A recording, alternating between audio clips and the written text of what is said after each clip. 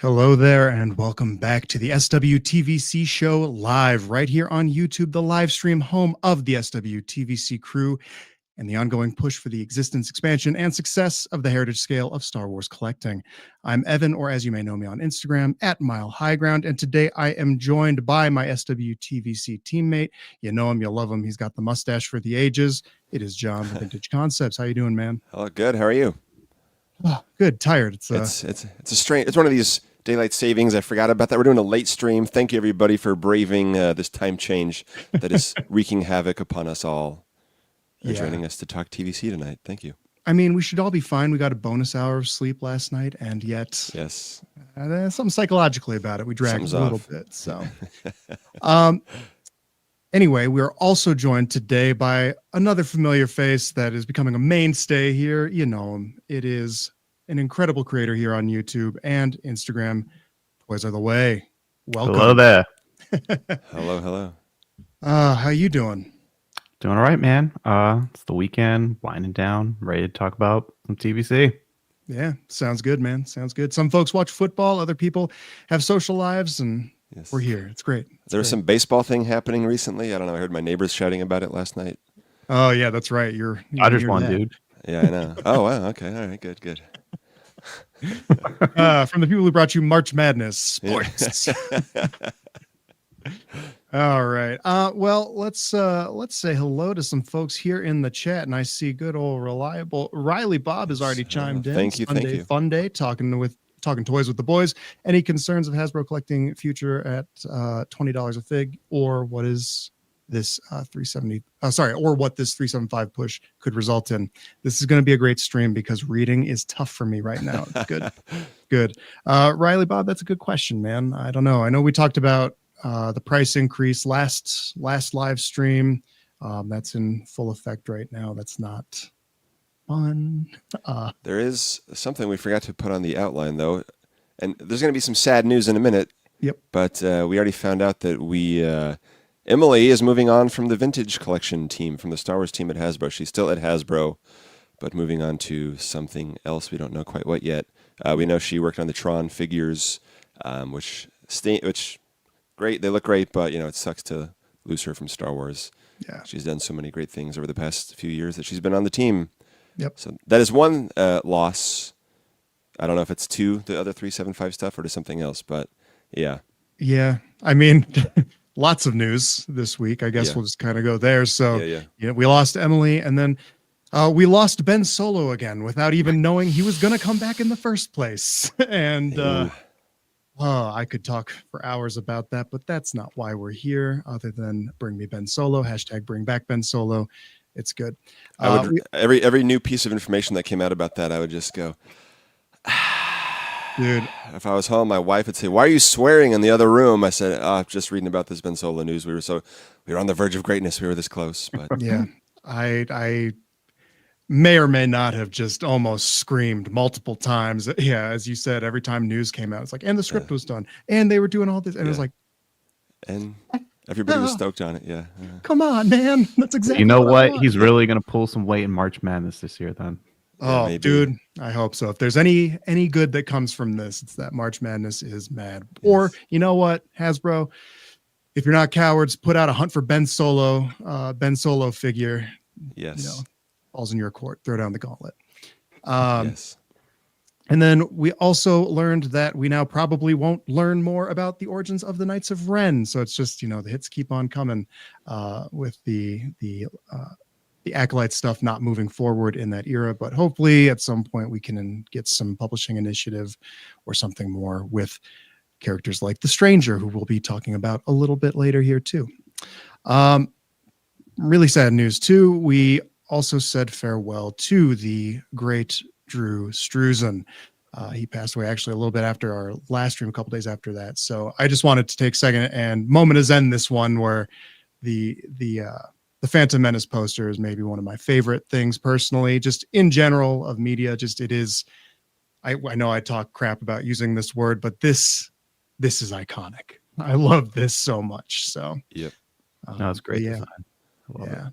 So how about you guys? What were your favorite Struzan posters? maybe that one. That might be one of the most I think- iconic Star Wars ones. But I love all that he did all the special edition and all the prequels, so you can line them up and they match stylistically. And he did the one, I believe he at least worked on the circus style one back in the day for A New Hope, where it looks like they didn't put Obi-Wan on in time, so then they added like a wooden little background and cutout. stuff. He at least worked on it, but Yeah. yes. And yeah, Riley Bob says, pour one out for the Ben Solo movie, Drew and Emily. At least Emily's still with us, even though she's not on the team. Yes. But yeah, sorry, it's a lot of bad news up front. Yes, but fear of loss is the path to the dark side. Yes. So we shall not fear it. We shall continue to move forward. Yeah.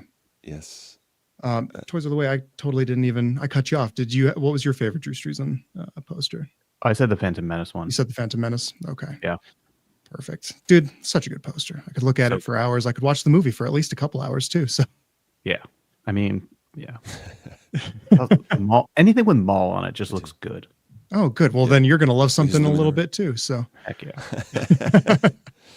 let's see. Who else do we have here today? We had Riley Bob. We've got Hal Runner. We got Last Clone Customs, My Star Wars Guys, Maxibius. Oh, Dean Lee here. Yep.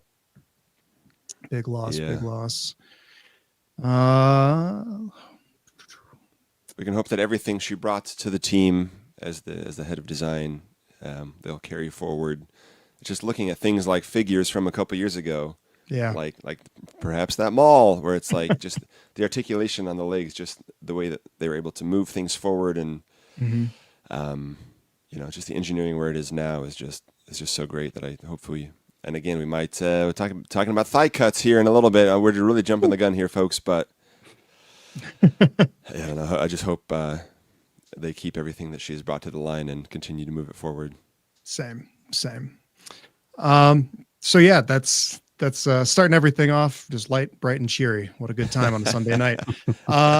So let's get the ball rolling. It's been dark for hours somehow, even though it's 5 p.m. for me. But here we go. The dark side has fallen.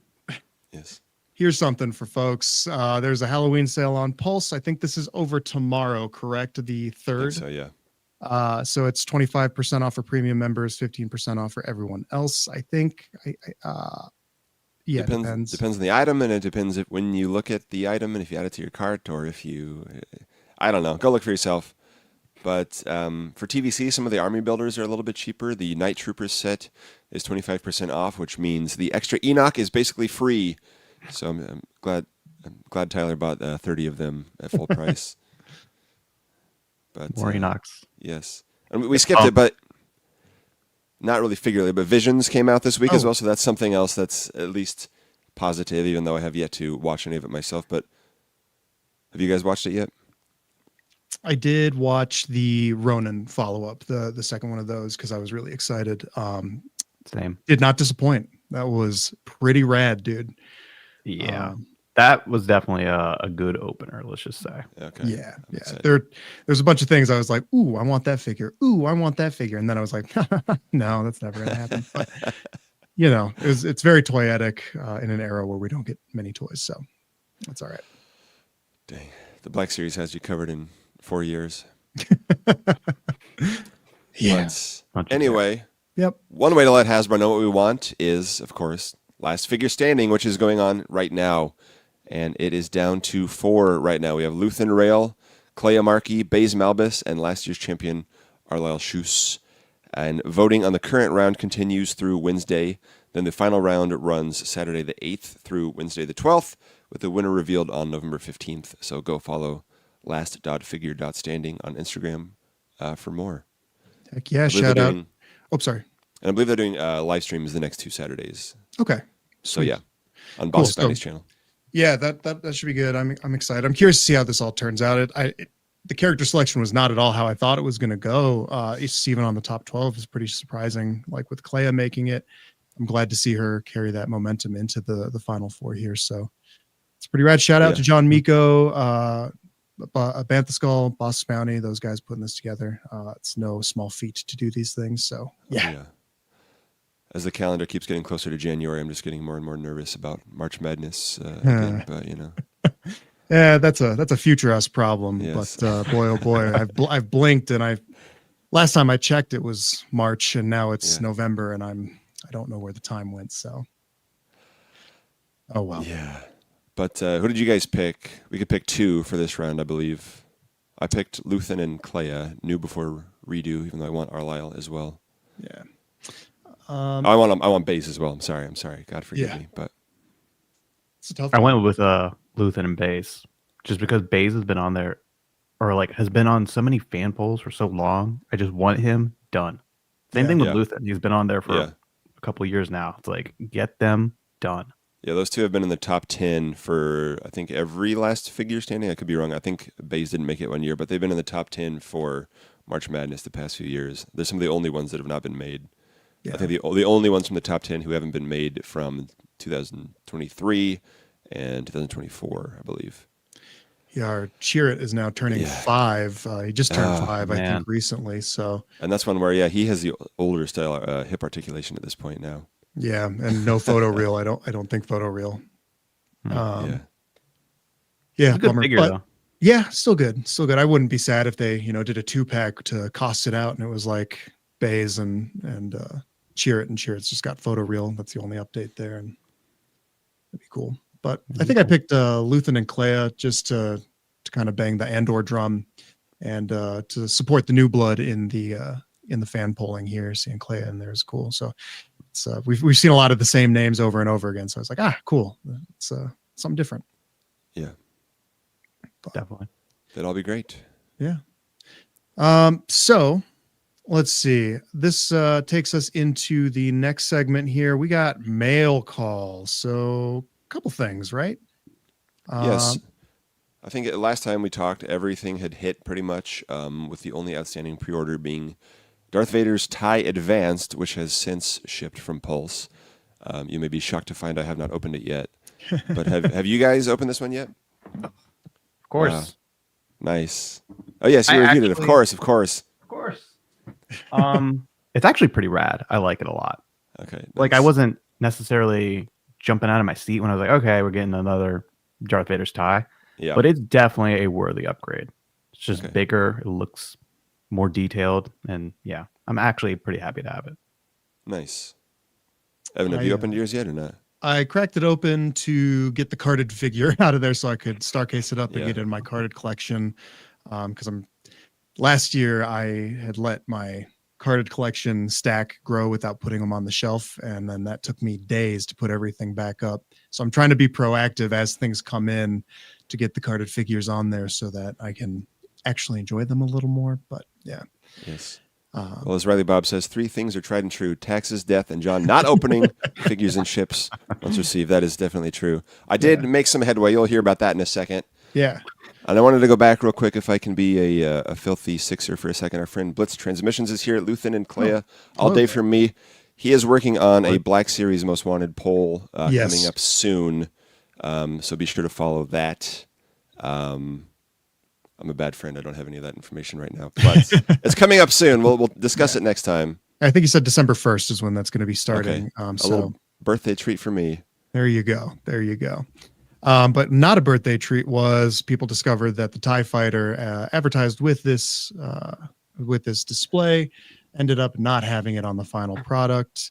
There was a whole hullabaloo about that. Don't worry. It's all came and went in terms of people being outraged. I think Steve Evans, that was 3 or 4 outrages ago. Who can keep track? Yeah. So many. I think Steve and or Chris both have addressed it. Not quite sure what happened there, but I don't know. I don't think anything can be done there, but it was just one of those like, oh, what a bummer. So I expect a mail away decal, excuse me. Yes. To everybody who purchased please. One. Proof of purchase, and here's a sticker. So yeah. I mean, it was definitely a bummer to not have that, but honestly, I've opened it. I'm not bugged out by it. You just put the figure in there and it's done. The only thing that's like is just when you're spending $140 on a thing and then it shows up with that. Definitely. It's like that's not great, but it seems like it was clearly a mistake that it wasn't a cost cutting measure as far as we can tell. And Chris said it. Dean mentioned that Chris said at MCM that Steve was looking at ways to resolve it. So okay. Mail me my decal. I do. I appreciate them being engaged enough to that they know these things are going on, and that they communicate when they're thinking about ways to do that, like what Dean was just saying. So if they send it out a sticker sheet, I want a sticker sheet with that and all those yellow decals that are on the new Razor Crest, because I don't want to buy another Razor Crest for the Mando and Grogu movie, because I'm sure they're figuring out a way to sell it to us again, and I'm sure I'm going to buy it anyway. But I would prefer just to get a little sticker sheet for my other one that's in storage. Yeah. Why would you buy another Razor Crest? That would be like buying 2 of Vader's ties just to get a repack of Vader that you can open, even though it's the same exact figure. Wait a sec. That is completely not different at all. Hold on. Yeah. Anyway, what else? We got the DJ R3X. Yes. From the Galaxy's Edge, the Disney Parks Droid Factory line. I love this subline. So many surprises throughout the year. Yeah. I do not have the other one to hand. It's over behind a pile of stuff right now. But they did, it's at least partly based on the RX-24 that they did last year. Yeah, for the Star Spader 3000 set. And Hasbro made this guy, the DJ Rex, in 6 inches. And they've done this Rex for Disney Parks in the past. But this one, as seen on the screen, was made by Disney Parks, as is the new one. But they are compatible with your TVC figures. So I always love to get, we have a couple Galaxy's Edge specific figures like Hondo, and then some of the ships and things from Disney Parks and all the droids. But I love when we can get more. I love it. I love it. I love it. I really like the weathering they actually put on this one too. Yeah, it looks great. Yeah. Also, this one was listed at the $14.99 price point, because I think didn't this line also get a bump to $17.99? That was the Christmas one, the H25. Okay. Got it was $14.99, then got a bump to $17.99, I believe. Okay. I can't remember what Rex was listed at. See, my notes are massively incomplete this time. Yeah. I don't know what the heck I'm talking about. Hey, man, that's why people tune in, just for us to figure out what we're talking about along the way. So go find out what the price is when you order it, or you probably already bought it.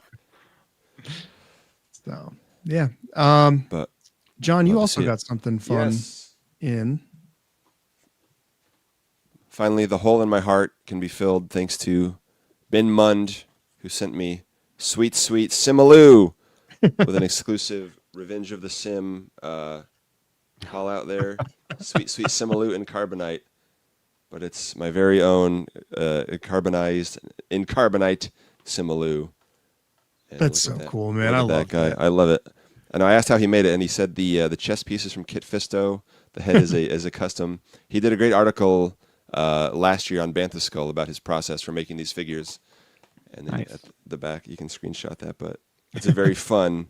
Oh, there he is, Ben Mund. Thank you, Ben. I absolutely love it. So thank you so much. It was just so fun. Everything about this. It has a little Easter egg for my name up top. It has Sim looking like he's about to drop the sickest album of the year. I love that. That's so peeking in on the carbonite chamber. And then yes, it says, I'll read the whole thing. Why not? I will wait patiently for 30 years if necessary. They will bring me back, you'll see. Convinced of his critical importance to so many, the charismatic Simaloo freezes himself so future generations will benefit from his rugged good looks, wit, and fashion sense. Admittedly, it's been a while since anyone has seen him, but the true believers know that one day he will make his triumphant return. And thanks to Ben, I have him already. He has made his return in my collection. So Revenge of the Sim. I love it. Thank you so much. Heck yeah, man. That's so good. That's so good. It's amazing. All right, next project's Ben Solo, right? Yes. Oh man. Yes, perfect, cool. Perfect.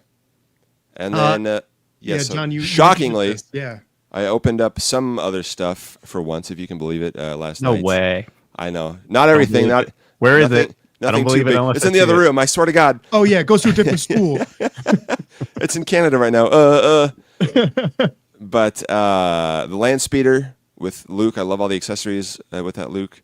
And I popped my Obi-Wan in there because I got him from Pulse. That was the last of the wave that I needed from Pulse as an opener. Finally, the Howler. Now that it's hitting closeout stores, I was like, I should probably open this thing. You just opened that? I just opened it. Yeah. It's been on the to-do list for quite a while. But it's great. I got 2, so I can have one with the sitting down legs and one with the standing up legs. And the Sabine is a great upgrade. And then the Jedi Spirits pack, which is great. Which, reminder for everyone else, If you don't want to wait several months to open it or several weeks to open it, it goes up for non-Pulse Premium members finally tomorrow, November 3rd, at I believe at 1 p.m. Eastern Time, even though we've all had it for a while. Yeah, nice. I love this set. I know we talked a little bit about it last time, right? But yeah, I like it. Yeah, I've got the Anakin here, and I absolutely love what they did here with like the swappable neck piece, and so good. So it's so easy. It doesn't feel like it's going to break or anything. I was worried about that a little bit. Yeah.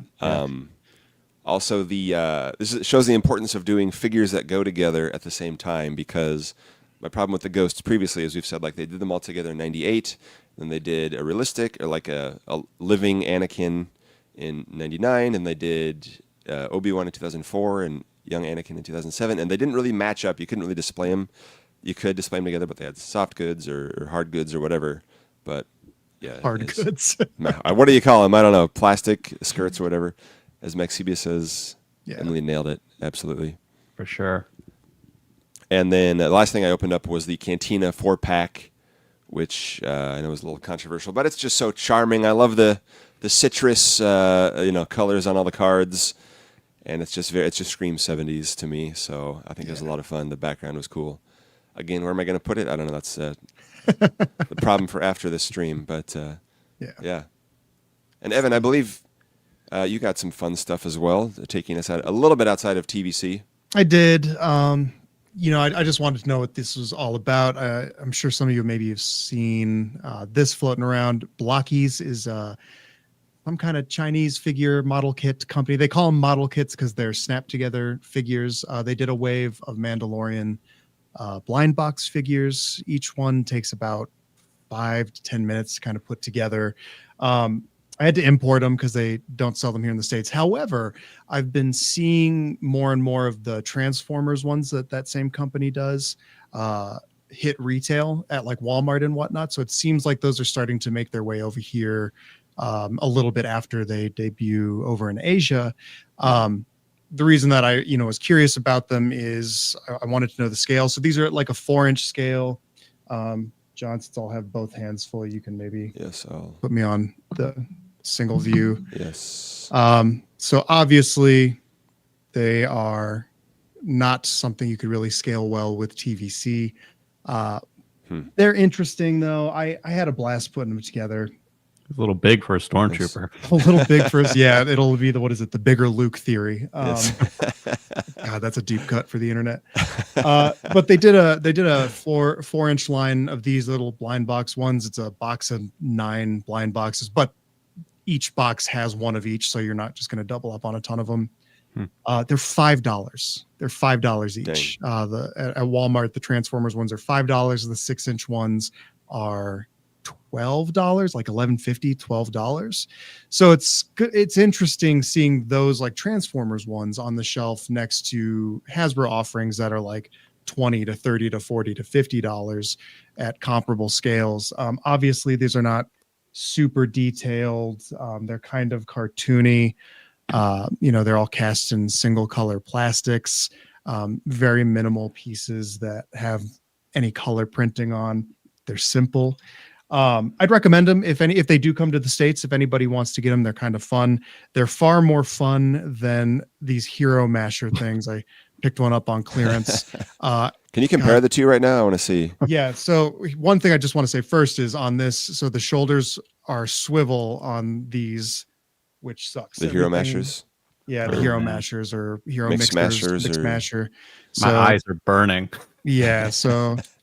Oh, I'm just gonna drop stuff. It's fun. That's not embarrassing at all. Nice. So yeah, he fell down in the Sarlacc pit. He's back. It's okay. Yeah, the Blockies ones are infinitely more interesting. I mean, obviously they've got articulation gaps and whatever, but they're posable. They're cute, and for $5, it's not harmless to have a fun figure for that. So I like them. Not for everybody. So you're really saving on that labor cost by putting it together yourself too. That was the fun part. Yeah, that was a fun part though, was getting to see how to really get familiar with all of the pieces for some of these figures, because you put together the internal mechanisms and all the joints and whatever. So it's interesting. But maybe our army builder 4-pack can just come like a box full of stuff and we put them all together. Yeah. yes, buyer beware though. So I did get some of the Marvel one of these, and since they're blind boxes, you can't see any QC issues. And a Black Panther figure came with duplicate chest or back piece instead of the chest piece, so the whole thing is useless. I can't put it together, and that's bummer. Yeah. So Wakanda never. But yeah, so anyway, that's enough. I'll talk about that filthy stuff. It was just interesting, kind of looking at the price points. How's that going to look on the shelves if they were to come to U.S. retail? We'll see. So yes, wow. And now that the non-TVC talk has concluded, it looks like someone's finally ready to join. Who was not sure if he was going to join earlier today. Yep, he's on. Let's see if does audio work. Let's see. Tyler, hello. Welcome. Yep, we can hear you. Yes. How you feeling? Are you a little under the weather today? You all right? I was earlier. I was planning on working. Hello, everyone. First of all, I was going to be on about hour 10 and a half of my workday today, but I was very ill this morning. So I called out and then slept most of the day, and now I feel much better. So I'm here. If I look extra pale and like death, that is why. But I look extra pale because I spend all my time in front of a computer screen and Star Wars figures. Yeah, you at least have an excuse. But hello, we're in Tops 375 is asking, where is Lewis? He's probably hopefully sleeping right now. Yeah, he's in London. And speaking of London, MCM London Comic-Con was last weekend, right? A week ago. London. Yeah. In jolly old London, and we took the double-decker bus of our imagination down, and we got a couple of reveals along the way. Yes, we did. One new figure and a couple of repacks, but sounds like I came in at just the right time. You did, Tyler. You missed all the filthy stuff. It's good. Yeah, you missed the stuff that was going to make you sigh. Outstanding. So, shall we get into the first reveal, which is VC 382? Don't be a stranger, but this guy can, because he's the stranger, also known as Chimere. Is he a Sith? Is he a Knight of Ren? We don't know, and probably now we'll never know, but he is very cool either way. The number one submitted choice in this most recent year's TVC March Madness. He made it to the Sweet 16, but lost to the eventual tournament champion Mara Jade. He was also the number 3 submitted choice in last year's last figure standing, and the runner-up in their tournament, losing to champion Arlyle Schus, and made the top 12 this year as well, but did not advance beyond that round. He's got a swappable portrait and helmet, and he's got an unlit combined lightsaber hit with separate lit lightsabers. Evan, I know you have commentary on all things lightsaber. I just had a question about it that, is the bottom, let's see, do you guys see my cursor on here? Yeah, a little bit. Mm-hmm. So if the bottom of this here, if that comes off so you can attach it here so that he has his, single phase lightsaber without the little Shoto attached. Mm-hmm. I'm curious about that. I would like that a lot because it bothers me. So am I going to have to buy an extra one to cut the lightsaber apart? Yeah. Going to have to. I think you already bought. How many of these did you buy already? Scott, I think 6 now are ordered. So, and I was just talking about how I was going to start buying less with the price increase. So there's this one. Yeah, gotcha. So that real everybody quick, always moans, but yeah, I didn't delay any longer just because the figures were $3 more in pre-ordering the case for this wave. So, will I keep my pre-order for all 6? Maybe not. I think I've really only got plans for 3 or 4 of them. So yeah, I'm trying to be more responsible as I can, but I do really enjoy that. But that takes us to, let's see. You said, did you talk about the soft goods and the? Not yet, but I will. Let's stop and talk about this guy for a minute. Oh, we are. Tyler. We're here. We're already stopped. But so it's got the soft goods cloak and sculpted pants, which is sort of the opposite of how Black Series handled it, right? Because it was like reused legs with the soft goods overlay, and then they kind of had a soft goods and plastic cape.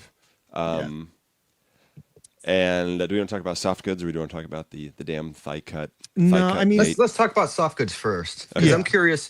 For you two, right, since you guys bought both and you've seen and taken a deep dive look at both, which execution do you think was better? In my opinion, I mean, obviously I'm going to be biased, but I think the TBC way took the better route personally. I was going to say, bold of you to assume that I've opened him because I absolutely have not. But I think Evan has. Well, Evan certainly has. Yeah. But. I will say that the soft, so I will say the soft goods on the TVC one, this is the way better execution here. I prefer this infinitely. It's got that dual layer kind of look. The Black Series one, I ended up taking off that outer layer because it sits in a way that kind of slightly has a shoulder shape. So if you try to pose him, it can kind of be awkward and look like it lifts the whole thing up like Krennic or something. Yeah. Yeah, I was gonna say, doesn't that like limit most of the upper arm articulation, having like a giant piece of plastic? Yes, it absolutely does. So that's unfortunate. When I was posing him and taking figure photos of that, I did not leave that piece on because I thought it kind of harmed the whole vibe of the thing. I really like how the TVC one here is done. I love that. So even with the fairly enormous legs, but thigh cut aside, just talking about the size of the legs, right? Do you like how the legs look? I don't love it, but I will say I do kind of prefer, because again, with the soft goods pants on the Black Series one, when you posed him, the legs would kind of flare out the opposite direction of where you want, because it's small. They don't hang, they stick out, they jut out. So it kind of looked like a Ken doll. It made it look like a doll more. So it seems like the Black Series is kind of experimenting with whole body soft goods a little bit more, because like there was that one, and then there was also the new Jedi Rest Palpatine where he's got like the cloth sleeves. Yeah. I think it's challenging to do at that scale. I mean, Hot Toys can do it really well, but 6 inch and certainly 3 3/4, I think is probably too small to do that. I don't think soft good pants would have worked. This also allows for them to do this kind of deco here on the bottom of his pants. They're a little dirty. Oh yeah, look at that. He's been in the mud fighting some Jedi. Wow. Wow. Nice. I will say we could talk about thigh swivel in a minute, but from someone who is sort of not really necessarily super invested in this figure, I think that the execution is damn near perfect. I think they did pretty much everything you'd want out of it, right, to accomplish both looks. They did it. I think it's a swappable helmet, right? I don't think it's a removable. Yeah. So I mean, what more could you ask for? The only thing I'm curious about is if the what is it called? The cortosis. Cortosis. Don't be a fake fan, Tyler. Gauntlet. I know. I'm tired. I've been sleeping all day. I'm sorry. The cortosis armband gauntlet there. I wonder if that's removable or if it's sculpted as part of the arm. It looks sculpted, just because look at the thickness of the wrists. It would probably have to be too thick to be a separate piece, given this whole minimum wall thickness thing. I do wish it was, because he doesn't wear that in the final fight scene with the Soul figure that we have. Get ready for a repack. We kind of did that. Did that get broken, or was it the helmet that got broken? He was wearing the helmet at the end. Yeah, but no, doesn't the helmet get broken? No, he has the helmet. He has the helmet. But anyway, yes, the cortosis thing gets broken. But they did on another figure we'll talk about momentarily. But on the Return of the Jedi Darth Vader, it has that little sleeve for his. For his wrist, which they could have done, but it doesn't look like they did. But that would have been smart. Yeah, I will say that it looks like in all the promo images that the saber doesn't have the bottom. It doesn't look like it, so it looks like some surgery is gonna be required for that. That is one thing that's about the only thing you could probably criticize. That and the thigh swivel, right? The Black Series did it right. Sorry, John, go ahead. No, I was going to talk about the skull, the portrait sculpt, but you can just with the lightsaber, the Black Series ones, they have the removable blades. You can take the blades out of both pieces of the hilt to put it together the right way, but at this scale, obviously, I don't know. So Finn says, I knew Finn would know the helmet gets broken, but he just doesn't wear the arm brace. Yeah, that's what I was trying to say. He doesn't wear the arm brace for the last fight. But interesting. But I wasn't 100% sold on the face portrait in these images, but then all the live in-hand pictures looked amazing. Good. Which is kind of how it's been. It kind of goes for me that way sometimes. Yeah, well, he's got like a photo, the mustache or goatee or whatever is kind of, it's photo real, obviously, right? So yeah. And then Dean says the legs look awful in the promo pictures, but looks good in person. Yeah, I liked the in-person shots. The hair looks good. I think it's a pretty great figure all around. But I mean, do we want to we've danced around it. Do we want to talk about the thigh cut? Yeah, we have to. We have to. Yeah. Yes. Okay. So he doesn't have the thigh cut. Spoiler alert! If you, but just kidding. Yeah. But so they claimed Chris said they're not phasing it out. It's just due to how his pants are sculpted because of the shape.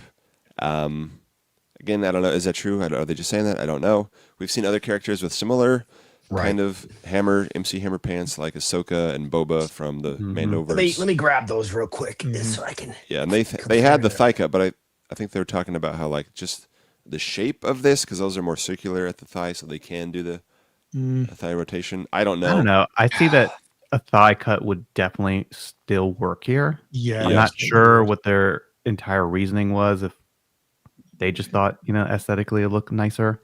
But I will say, I've got Boba here. Let me see real quick. Say it, toys are the way. So, I was just going to say that it looks like it pretty poses pretty well. big pants. But yeah, the big... I'm not sure that I quite buy that excuse, to be perfectly honest. And here's Ahsoka too. Very thick pants, pantaloons, as Steve called them.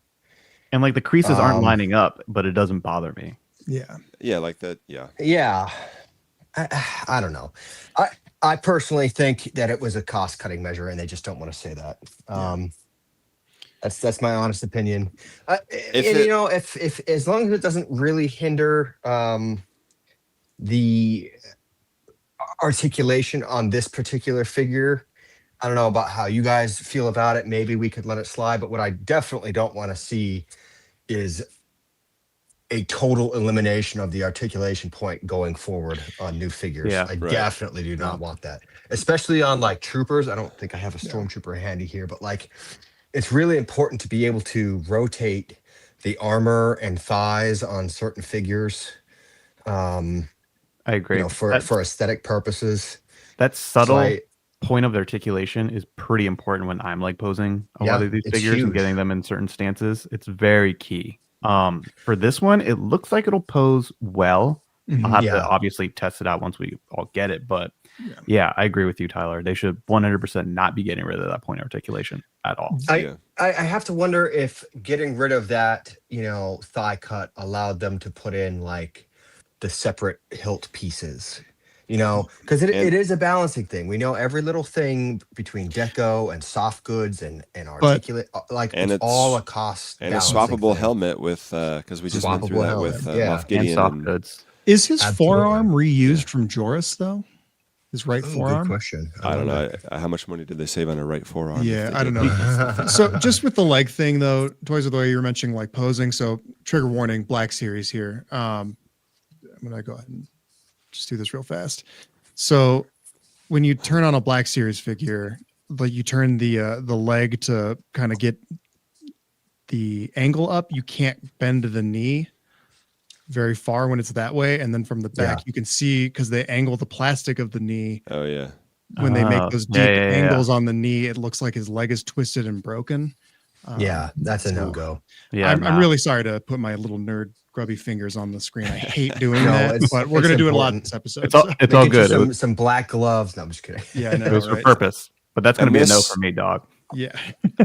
One comment I want to say is Trey Rich says, especially after a price hike. I will say, and I know I saw this comment a lot with the repacks in this wave. They didn't plan this wave knowing there was going to be a price hike. These things are planned months and months in advance, 12 to 18 months in advance before they hit shelves. It's not like they were designing this wave as the price hike wave, I don't think. Yeah. No, I don't think so either. So we need to not let that one go. I don't know. Would you mind highlighting Riley Bob's comment?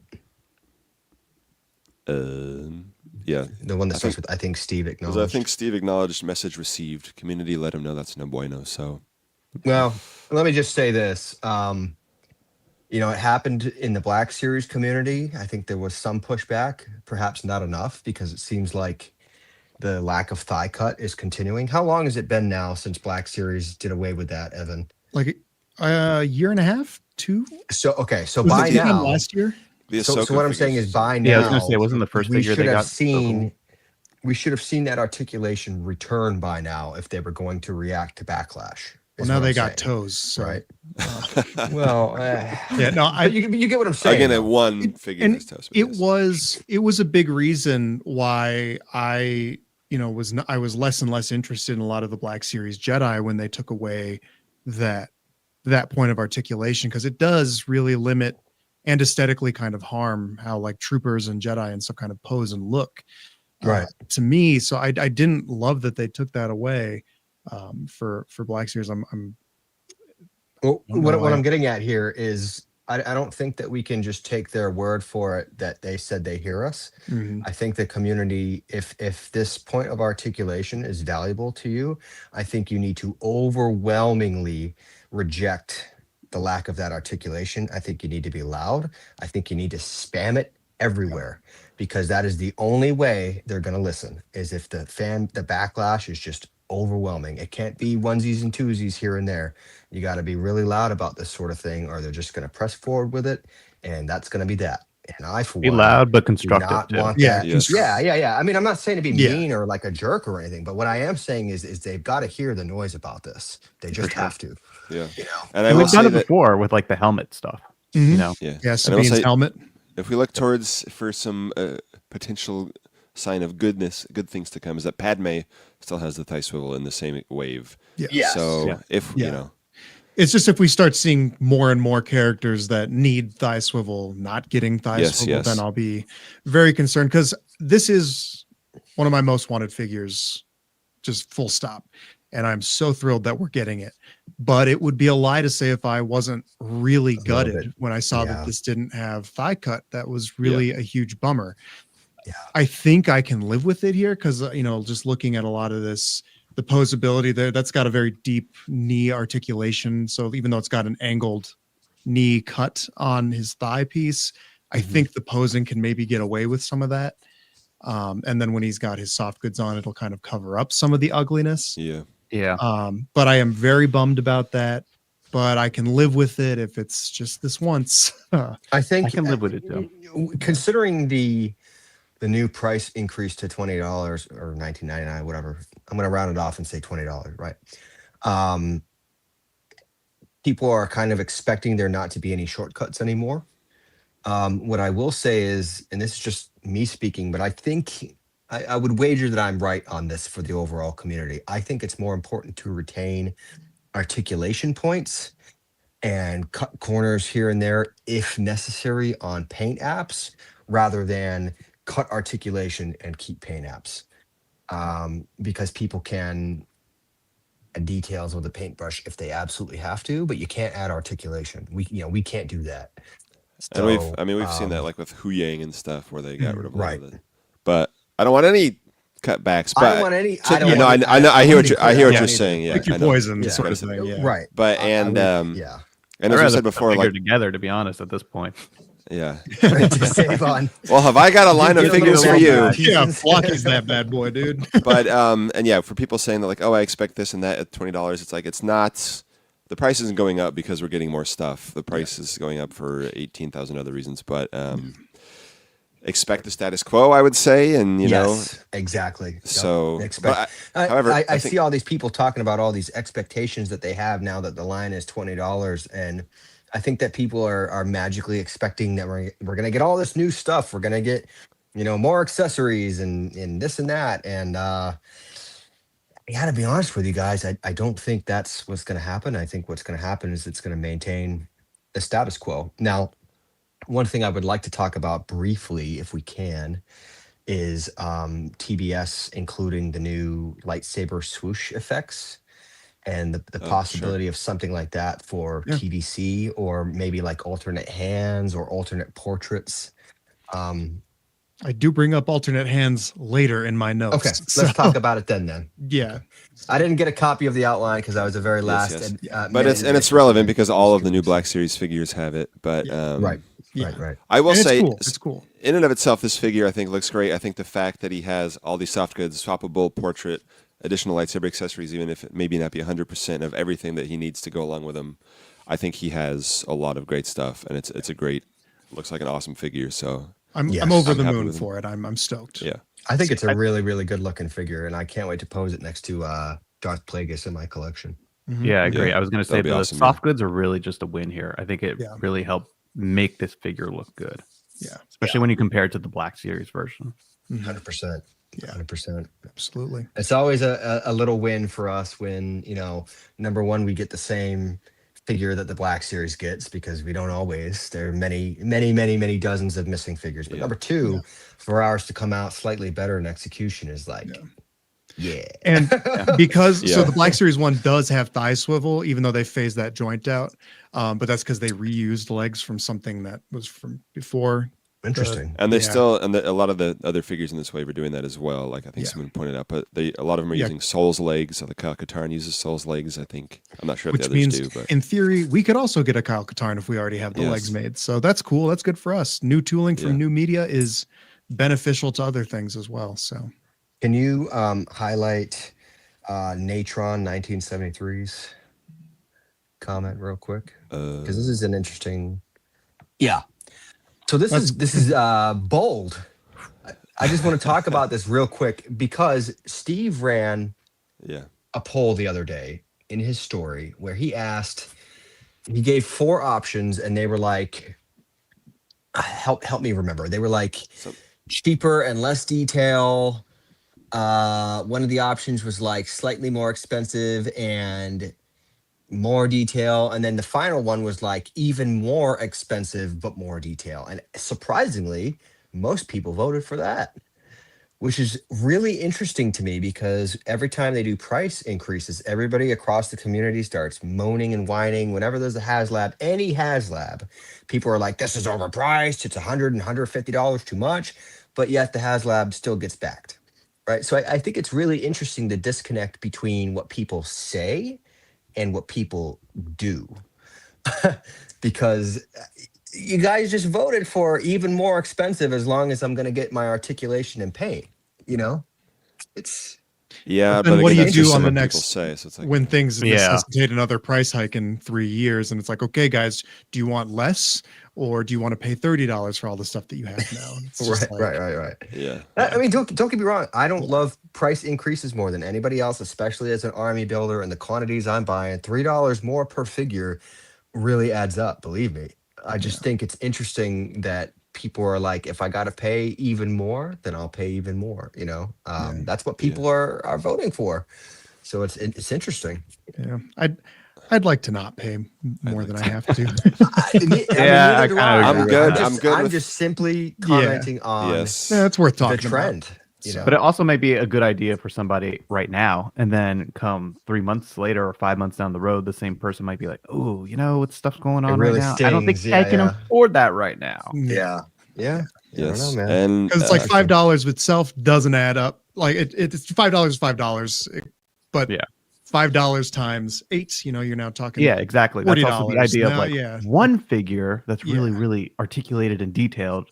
Oh wait, we got to buy the rest of the wave too. And hey, didn't they just do that with deluxe figures? So yes, and now we're starting down the road of $28 deluxe figures this year, which I guess we've done before. But I forgot to add it to the outline, but Yakface also posted, at least on his Patreon, that Walmart has several figures from this wave available for $16.97. Yes, Stranger, Padme, and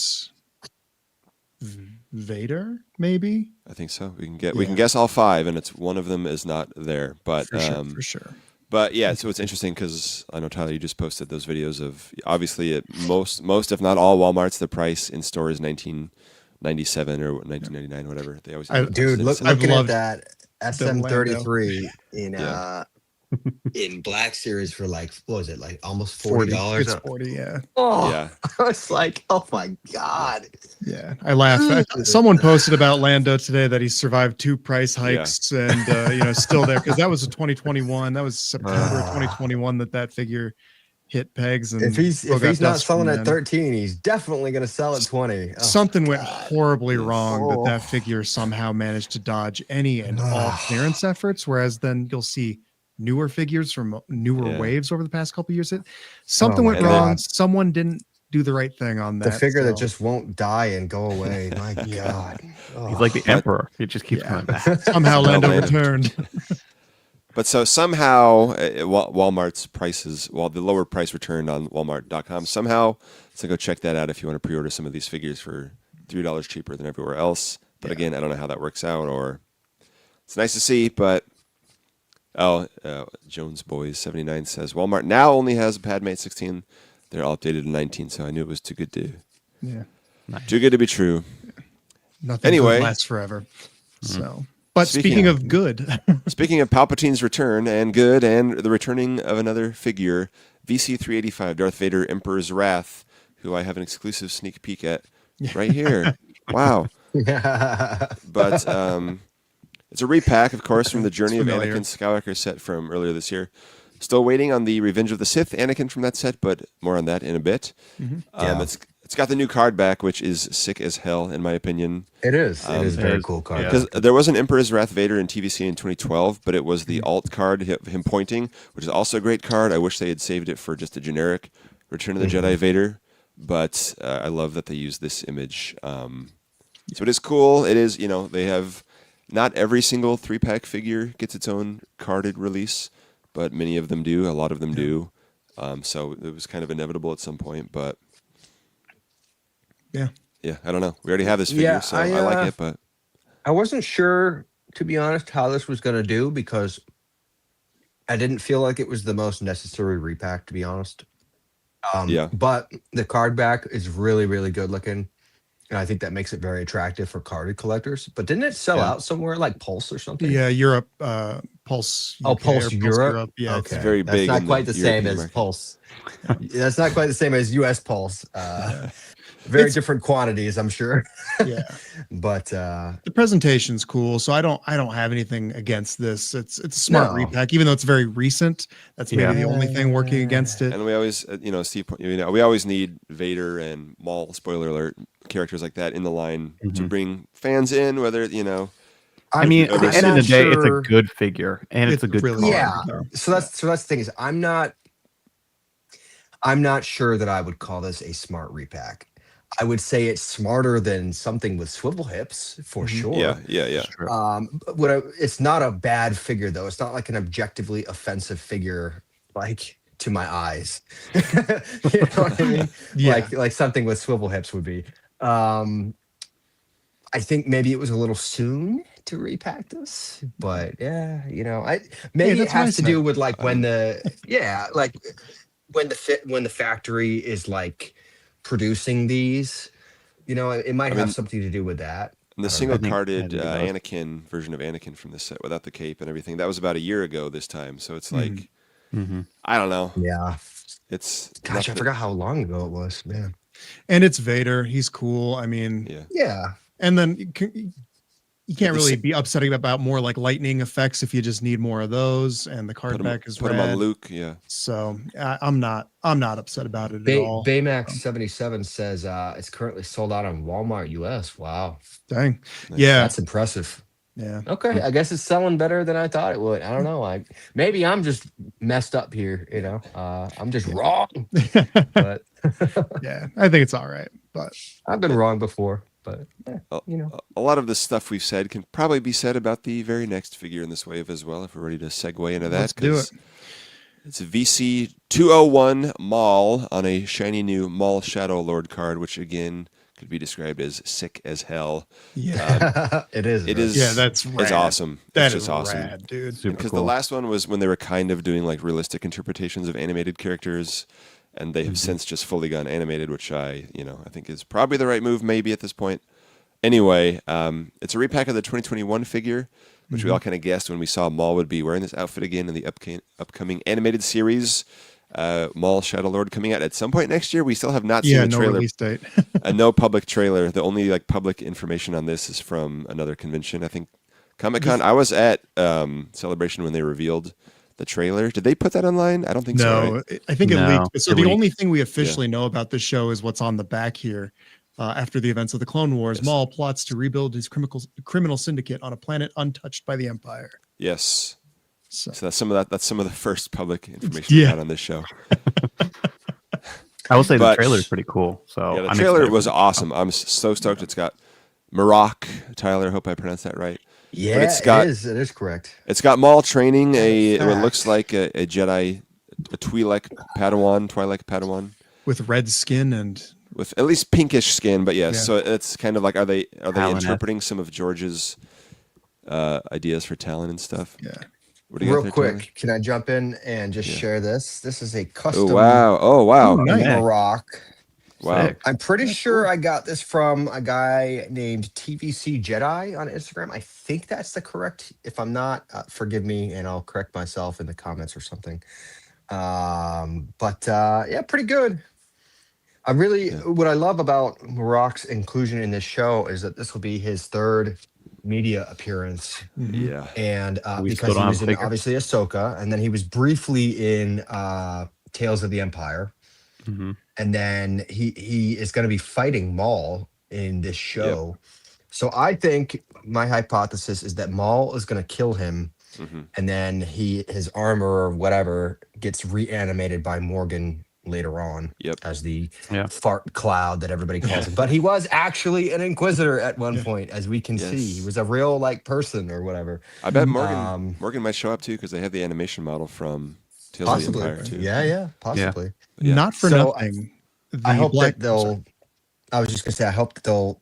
His repeated presence in these shows helps keep, alive the possibility that we might actually get him as a figure, especially if he rises to the top in fan polling. And somebody mentioned the same thing about Maul. Riley Bob said, if this Maul doesn't sell well or as well as they hoped, that shouldn't put any bad voodoo on the chances of a new TPM Maul, right? I don't think so. I'm sure it's. Yeah, I don't know. I think it just. I mean, it's Maul. Maul's popular. I think it just depends on how Maul does in fan polling. Well, the reissue needs to rise up. The reissue of the existing Ahsoka figure from Mandalorian season 2 on her show card. It's just a shortcut for them to get the main character out. And one, that's awesome that we're already ahead of it. And we're not just sitting here as TVC collectors, completely excluded from another show yet again. Yeah. I mean, we're still getting Ahsoka figures. We're getting alternate costumes of that character. This is just a good, easy way for them to be ahead of the ball. Not for nothing on Marok, Tyler, the Black Series version of that figure sold very well. It's very hard to get now, I think. Oh, that's good to hear. That hopefully that's bodes promising. Well. So we could use some TVC Inquisitors. I'm seeing a lot of comments about the inclusion of the shawl or the hooded cloak. That would have been nice. I would have obviously preferred that. Lots of people are saying the same thing. I said the same thing. Same. I would have loved to see that image of him from the trailer on the card back with, when he's walking down the ramp. But one thing to note about that is that so this includes the same exact accessories as the original Mandalore Maul release, which was VC. Also 201. They didn't change the number. 201. Thank you. It's interesting that they didn't include 201A here. I still don't understand the numbering system. But anyway, same with this guy. Might give VC up. 334. Yeah. But no A. Same. I don't know, man. I don't know. Anyway, it doesn't make any sense to me. Is it the number when they're a little bit different? I don't know. Yeah, because Dengar was a little bit different, so you got an A, right? Oh my god! I don't know. Anyway, they beat it out of me. I used to care so much, and it's like. But what I was going to say though is when you change the accessories included with the figure in any way, it goes from a straight repack, or I think the word they use is refresh to a different. It goes to a different category, and I think it counts as like a retool, essentially, right? Yeah, or something like that. I don't know what the word that it goes into a different category. So what I'm saying is they cannot just repack a figure with a different accessory because it changes the cost balancing of the whole wave to do that. And again, the example there is Finn with the lack of a lightsaber. It's the same reason they did not include a lightsaber with that figure. Yeah. Even if I was just about to bring that up. That's how it says. V figures identical. But yes, agreed. But They've talked about this many. I think Steve has talked about this publicly. He told me back when changes, before TVC came back, like, because I know Evan and I were talking, like Rey shouldn't have the gloves. It would be fun. Like Kylo Ren could have an unmasked helmet. But way back in the first wave of TVC, we're like, people don't necessarily always want to buy repacks just because it's on a new card. Like, can we spice it up a little bit for us? They're like, nah, that puts it in a whole different bucket. We're gonna launch TVC with some main character inaccurate repacks. Yeah. So, I was actually curious on this release because originally when I saw it repacked or whatever, just the same accessories, I was like, shouldn't he have a new lightsaber? But then when I looked at the card, it's the same saber from like the Mandalore arc. Yeah. Yeah. Which I'm kind of curious about. I want to see the show because shouldn't he not have that? He shouldn't have that probably saber. Doesn't take place very, very long after this in the timeline. I assume this show takes place probably really early after Revenge of the Sith, maybe. I forget, did he lose the lightsaber in Clone Wars? Is that what you're saying? He did. It fell down in Mandalore. And then he was imprisoned on the Republic gunship, and then, the whole thing went down, he escaped. So I was figuring when the show happens, he would have his slightly modified new lightsaber that you later see in Rebels and stuff.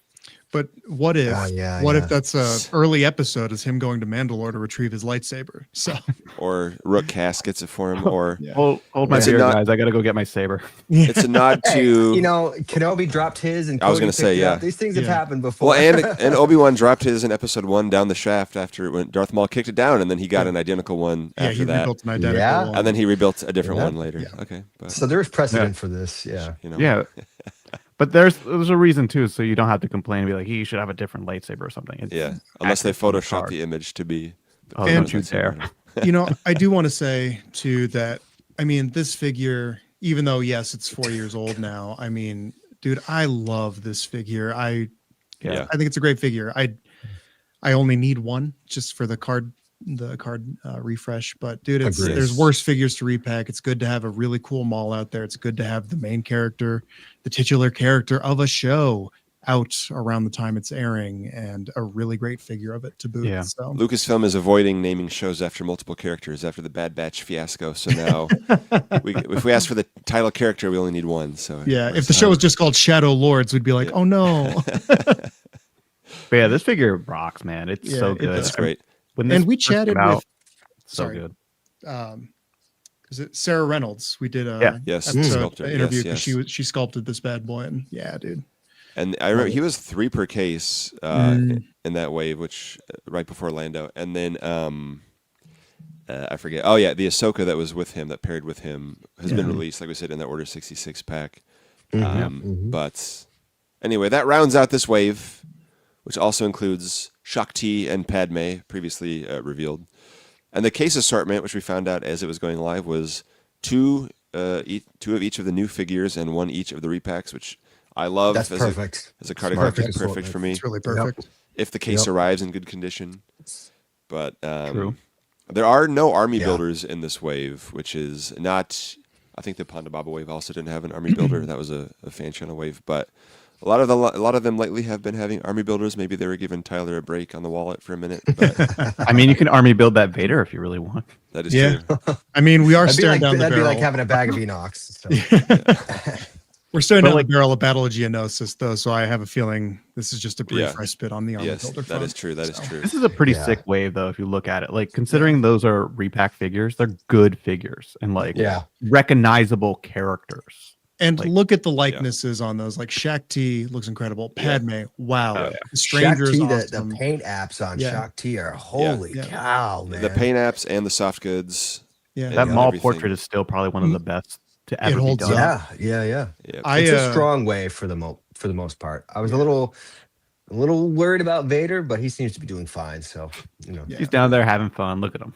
Yeah. And as someone pointed out, I know we're all jealous of 4 saber wielders in Black Series, but there's 4 saber wielders in this wave too. So even though 2 were repacks, but still, we always want more. And when will we see more? We don't know, because Luca Comics and Games in Italy came and went with only a Black Series Valentine's Day Ewok to show for it. I bought it, of course, but maybe not exciting to everybody else here. There's no other upcoming events that we know of right this minute. No, convention season is kind of come and gone. Even fall conventions, but Entertainment Earth's Drop Zone features several Hasbro drops throughout November. Could be for any brand, but including almost every weekday this week and next. No hints are given for most of them, so it could all be Transformers or all G.I. Joe or whatever.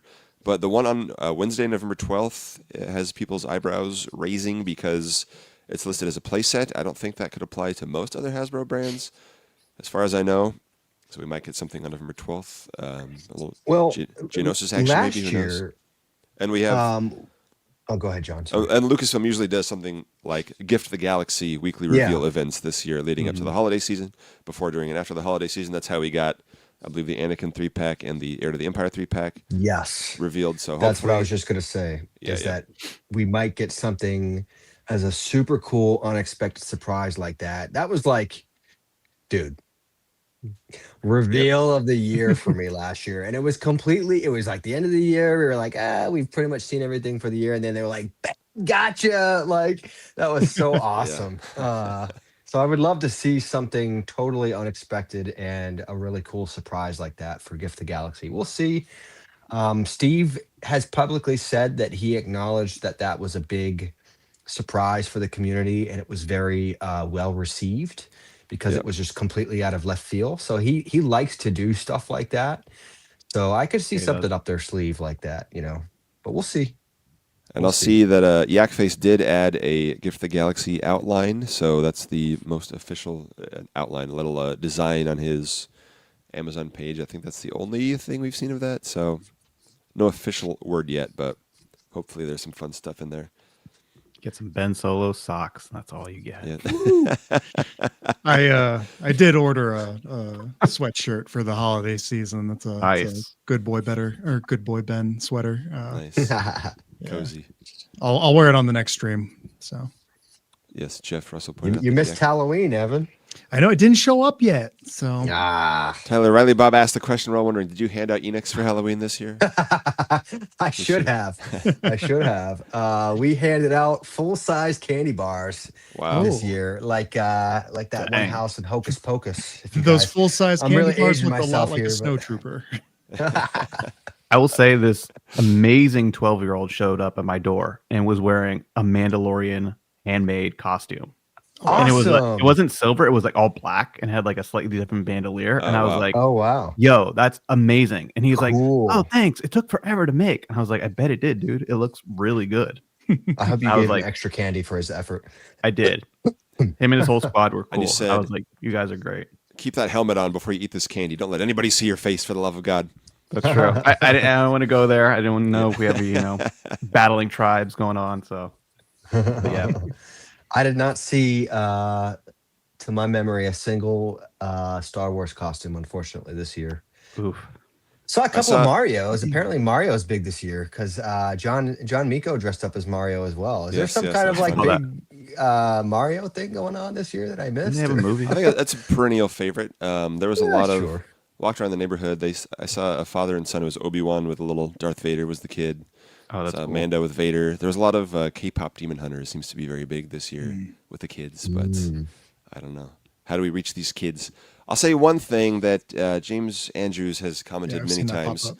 Let's be honest. What's the likelihood of us getting Kelnaka and Jeki? Otherwise, what's the point in giving us a stranger? I want the Inquisitor too. I'm so over being jealous of the Black Series. Being jealous of the Black Series is just a common refrain here. Yeah, that's always going to be a thing. We at least got the villain, the stranger, perhaps for many people, maybe the breakout character of that show. Yeah. Probably my favorite character from that show. We got quite a good lineup. I would love Jeki. She's on my last figure standing list. She'll be on my top 25 list. Keep asking for what you want to see. Jeki could donate some tooling to other potential future Jedi, which I think we're still going to talk about. But correct. Yes. I know Findor Moon always talks about that. So, just keep that character in mind. We're coming up on, I know obviously the big event right now is Last Figure Standing. Make sure you're voting in that. Make sure you're spreading the word about that. But January will be here in just a couple months. So start thinking about which characters you might want to put on your list come January, and also think about the tooling reuse potential if that character were to be made. And I think there's a strong argument for Jeki for that reason. Yep. So, just things to think about. Maybe that character is not your biggest favorite thing, but also think about, like I said, how else that tooling could be used. Yep. Yep. And she was on the bracket at number 47 last year, so maybe yeah. I don't know that we have the stranger. Maybe it would help. Yeah. Maybe not. I don't know. It's like, we mentioned earlier in the Black Series, the Jedi Master Saw legs make it possible for them to get a Kyle Katarn, which they want. Yep. That's really cool. It's happened in our own line where, some Cassian Andor legs lent themselves to Velkin and Tame Dren Garen. Cal Kestis's legs lent themselves to a Tessic. We can get all those really cool things through all of that. So, but yes, Jekki would lead to something like a Baltar Swan, or maybe a Mara Jade in Jedi costume from New Jedi Order, Stas Ali. So yeah, who's different than Eddie Gallia, unfortunately, but I know yes, we'll get into that. Hey. Shall we dive in a little bit? Before you do, I want you to highlight John Rosum's comment, because this is exactly what Evan's going to do. So, yeah. Tell that guy. He's the tooling expert. Well, we'll see. So, should we jump into it? Let's dive right in. All right. Let him cook. We've hinted at this many times, in many ways, and I've even alluded to it directly to Chris on the Hasbro team, when we were on a live stream together, or I think on the interview that we had.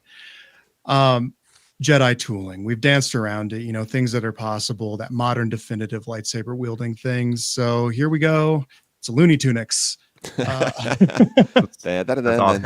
Looney Tunics. So for this first one that we're going to do, I'm not going to cover everything here. That would be exhausting, to look at every figure that we have. I have a bunch of them over here on my side. But the first thing we're going to focus on is going to be the Anakin that's in that image, the one that was from the 3-pack that we were talking about, the Revenge of the Sith / World Between Worlds, the episode 3 branded one, the Anakin. If we treat that as our starting point, where can we go from there? Yes. So, with that in mind, yes, the wonderful 3-pack. I had it here. We got the Clone Wars Anakin here that's kind of doubles as the micro series version, as well as, the actual Clone Wars version. Love this very much. Look at that pose, man. What a great picture. So fun. So fun. Even with the old arms. Clone Wars. I love it. Yeah, it's good. And then this Anakin. So, yep, great Anakin. We love him. God bless him. Love it. So last year we did, last year, there was a whole thing when it was becoming clearer and clearer that the vintage collection would be left out of the Revenge of the Sith anniversary. And this was before this 3-pack was revealed. There was the little mini beat in the community for Battle for the Heroes, of getting Anakin and all that fun stuff. So because we now have this Revenge of the Sith, or this episode 3 Anakin, we are super close here. It is lent to things like getting the Jedi Spirit Anakin. We were able to they used the legs from this Anakin on that. We all now also have an alternate portrait for Hayden. We got the Shaw head, all that fun stuff. So little jumps there. So for Revenge of the Sith, how could we get this? We just talked about how they carried forward the Emperor's Wrath Vader into the line, and they made no changes to it. If they did that with this Anakin, I would like to see them make some changes to it, so it's not just a repack of the figure. It's got some little different things, so we get a proper Revenge of the Sith Anakin. It's almost fully reused, but maybe we get a new focused but not evil, a more neutral portrait. And this is also an opportunity for them to make his hair a little darker, so he's a little less blonde. Tyler, I know you've talked about that. Big time want that. I had a question for you, though, on this subject. Yeah. Is the Anakin, the Hayden head sculpt in the Jedi Spirits 3-pack the same as the Anakin? It's different. It's different, huh? I put it on that Revenge of the Sith Anakin, and it looks so cool. The hair is also darker, so it's much more brown. Do you have it handy to show us real quick? Because he's smiling in the Return of the Jedi in the Spirit version. Yeah. Probably smiling is not the best call. He can't be smiling. That's too. Well, there is still a space for that to be reused if you wait a sec. So yeah. Okay. Go ahead. We do need him smiling for. We do actually have the Padme where she's brushing her hair. That scene. Yeah. So we need him telling her that she's so beautiful with that smile. Only because he's so in love. I knew you guys were gonna go with that. So funny. So yes. But yeah, so that portrait, Toys of the Way, did you find it, or you? I did. Okay. Just give me one more second. Pop it on. All right. Cool. Let's see. Oh, there you go. What the heck are you? Can't quite see. All right, nice. Okay. I'm gonna full screen that bad boy real quick. Yeah. Me out of the way. There you go. All right. Looks pretty good. I like it. Yeah, it's much more brown, and the neutral expression is actually pretty cool. The only problem that you pictures, can't, will you? yeah, I'll send some pictures. The only reason you can't really use this as like a permanent stand-in is it's got some of that like Pearlescent. force, like gloss glitteriness to it. Yeah, so and also the smile as well, right? I actually kind of like the smile because like it could be like a neutral, like he's talking to Rex or something like that, or like giving Obi-Wan some crap about something. Or yeah, exactly. Yeah, being his sardonic self, right? But the hair is also like slightly, I don't know, more mullety or something like that. Yeah, it just like looks matted Sorry, down. did you say moldy? mullety. Mullety. Oh. He wasn't using his conditioner that day, so it's a little bit flatter. Yeah. He's got that moldy hair. The Anakin that we do have the episode 3 one that looks kind of, it's the dark side one. They call him Darth Vader in this pack.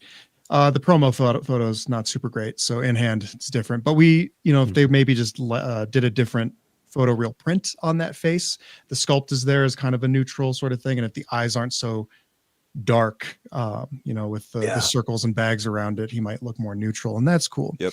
So as I said, really hope that they make the hair darker, because I do not. I feel like they heard that color at criticism, and go check this one out, Tyler. You'll like the hair color in this much more. I hope so. But yeah, I want it to be right. Definitely. People had all sorts of problems with like the new. A New Hope Han. So if people are going to voice their criticisms with that figure, I can voice my criticisms with the hair being just way too light. Yeah. I mean, I'm looking at them right now. I'm going to keep saying it until they get it right. You can rest assured. So a Revenge of the Sith version, would be a chance for them to correct the hair thing that we were just talking about. And, seeing what the portrait stuff looks like. This could be also another opportunity for them to do a plastic tunic skirt and tabard as opposed to the soft goods. I would like to have the option, the variety for both. They did it for Luke. They did it for Obi-Wan, kind of. Exactly. So I think that'd be rad. And then also for them to pack in a soft goods robe. So most of the figure exists. It's just tiny little things. So to recap, maybe a new head or whatever, or just a different photo real deco, darker hair, plastic skirt instead of the soft goods, and soft goods robe to go with them. Voila, you have a Revenge of the Sith Anakin. So one more very big thing. They've got to fix the right hand. The hinge goes in the wrong direction. The hinge goes the wrong way. That would also be a good call. If they're gonna put out new tooling for a new head, you might as well put out a new hand as well. Yep. Because we would very much like to see a new right hand. The wrist articulation goes the wrong way. It's a big bummer because I want an Anakin that can be able to point his lightsaber or point it down. That's like a big pose for him. I mean, you think about in Ahsoka, right? When he's walking into the mist, and I know this isn't the right outfit, but I'm making a point here. When he's walking into the mist in it was the Battle of Teth, right? Yeah. Mm-hmm. When he's walking into the mist and he's got his lightsaber pointed down, and then he switches to Vader real quick and then back to Anakin. You can't do that pose with this Revenge of the Sith style Anakin because the hinge is in the wrong direction. So you got to fix that, Hasbro. You just have to. It's not a small thing. It's a big thing. I would take that. I'm fine with the head sculpt that we have if they just wanted to give it different deco. I think and just change the hand. So I'd rather them fix the hand than do a whole third head personally. But yes. So that dovetails then into the next one. So of course, carrying that hand into the next one as well. We've got this guy, another Force Ghost Anakin, the Peridia Force Spirit. Again, another one. Is he wearing the glove in that? Does it matter? Who knows? But do not know. Do the same kind of Jedi Spirit thing. Yeah. And the smiling head sculpt can be reused there. So there you Yes, go. but it's this is his full-on Revenge of the Sith, Ahsoka style tunic. It's not his Obi-Wan style tunic from Return of the Jedi. So you can't you can use that figure in your Ahsoka displays if you must, but you're wrong and fake. And this would be really cool. So it's like if the Revenge of the Sith version exists, bing bang boom, this is super easy to do as well. So. Smart repaint, repack, whatever you want to call it. Yeah. Yes. Yeah, man. Especially if we're going to see him in season 2, as is rumored. Yeah. Yeah. Well, they confirmed he'll be in it, but but we don't know how. Okay. Cool. Yeah, we don't know how exactly if it'll be more flashbacks or something. But I would love this version for sure. Yes. Yeah, that'd be great. And so then that kind of continues into Clone Wars seasons 3 through 6, the later Clone Wars seasons. And really the only difference here is going to be he has slightly shorter hair.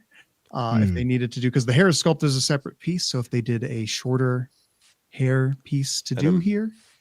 And I'm realizing now, especially on that topic real quick, if I can say, because the Clone Wars version has a happier face, if you can just pop the longer hair from the Revenge of the Sith one on the happier Clone Wars face, I'd be happy with that, maybe. Yeah. But yes, this one needs to be in between, Yep, just slightly different hair. And then he would just need a new left forearm. Yep. And again, this carries over the idea of a new hand with the correct hinge. So these all feed into one another. So that's several different Anakin versions of just this look. It's very easy. Let's see. That then brings us into where we're going to be spending most of our time in 2026 in the Battle of Geonosis. We've got Anakin here. The costume is pretty much the same. This would just be a new head, a new right forearm for the tunic without the glove. That's about it. The hand can be sourced from something like Farm Boy Luke. New head sculpt and hair. I would not like to see them reuse the existing one. Let's pretend that one doesn't exist because they have all of this new stuff here. Reuse the one that they put out in 2022. Yep. Yeah. It's a 2013 figure. Okay. But there's no point in using that anymore when we have all the modern pieces. So they could do better now. Yep. 100%. It was good for its time, but they could do better now. And now that you have this new Anakin, this is the easy layup. So why not do it? 100%. Exactly. 100%. They're always looking for, reuse potential. So it's there. Use it. Yep.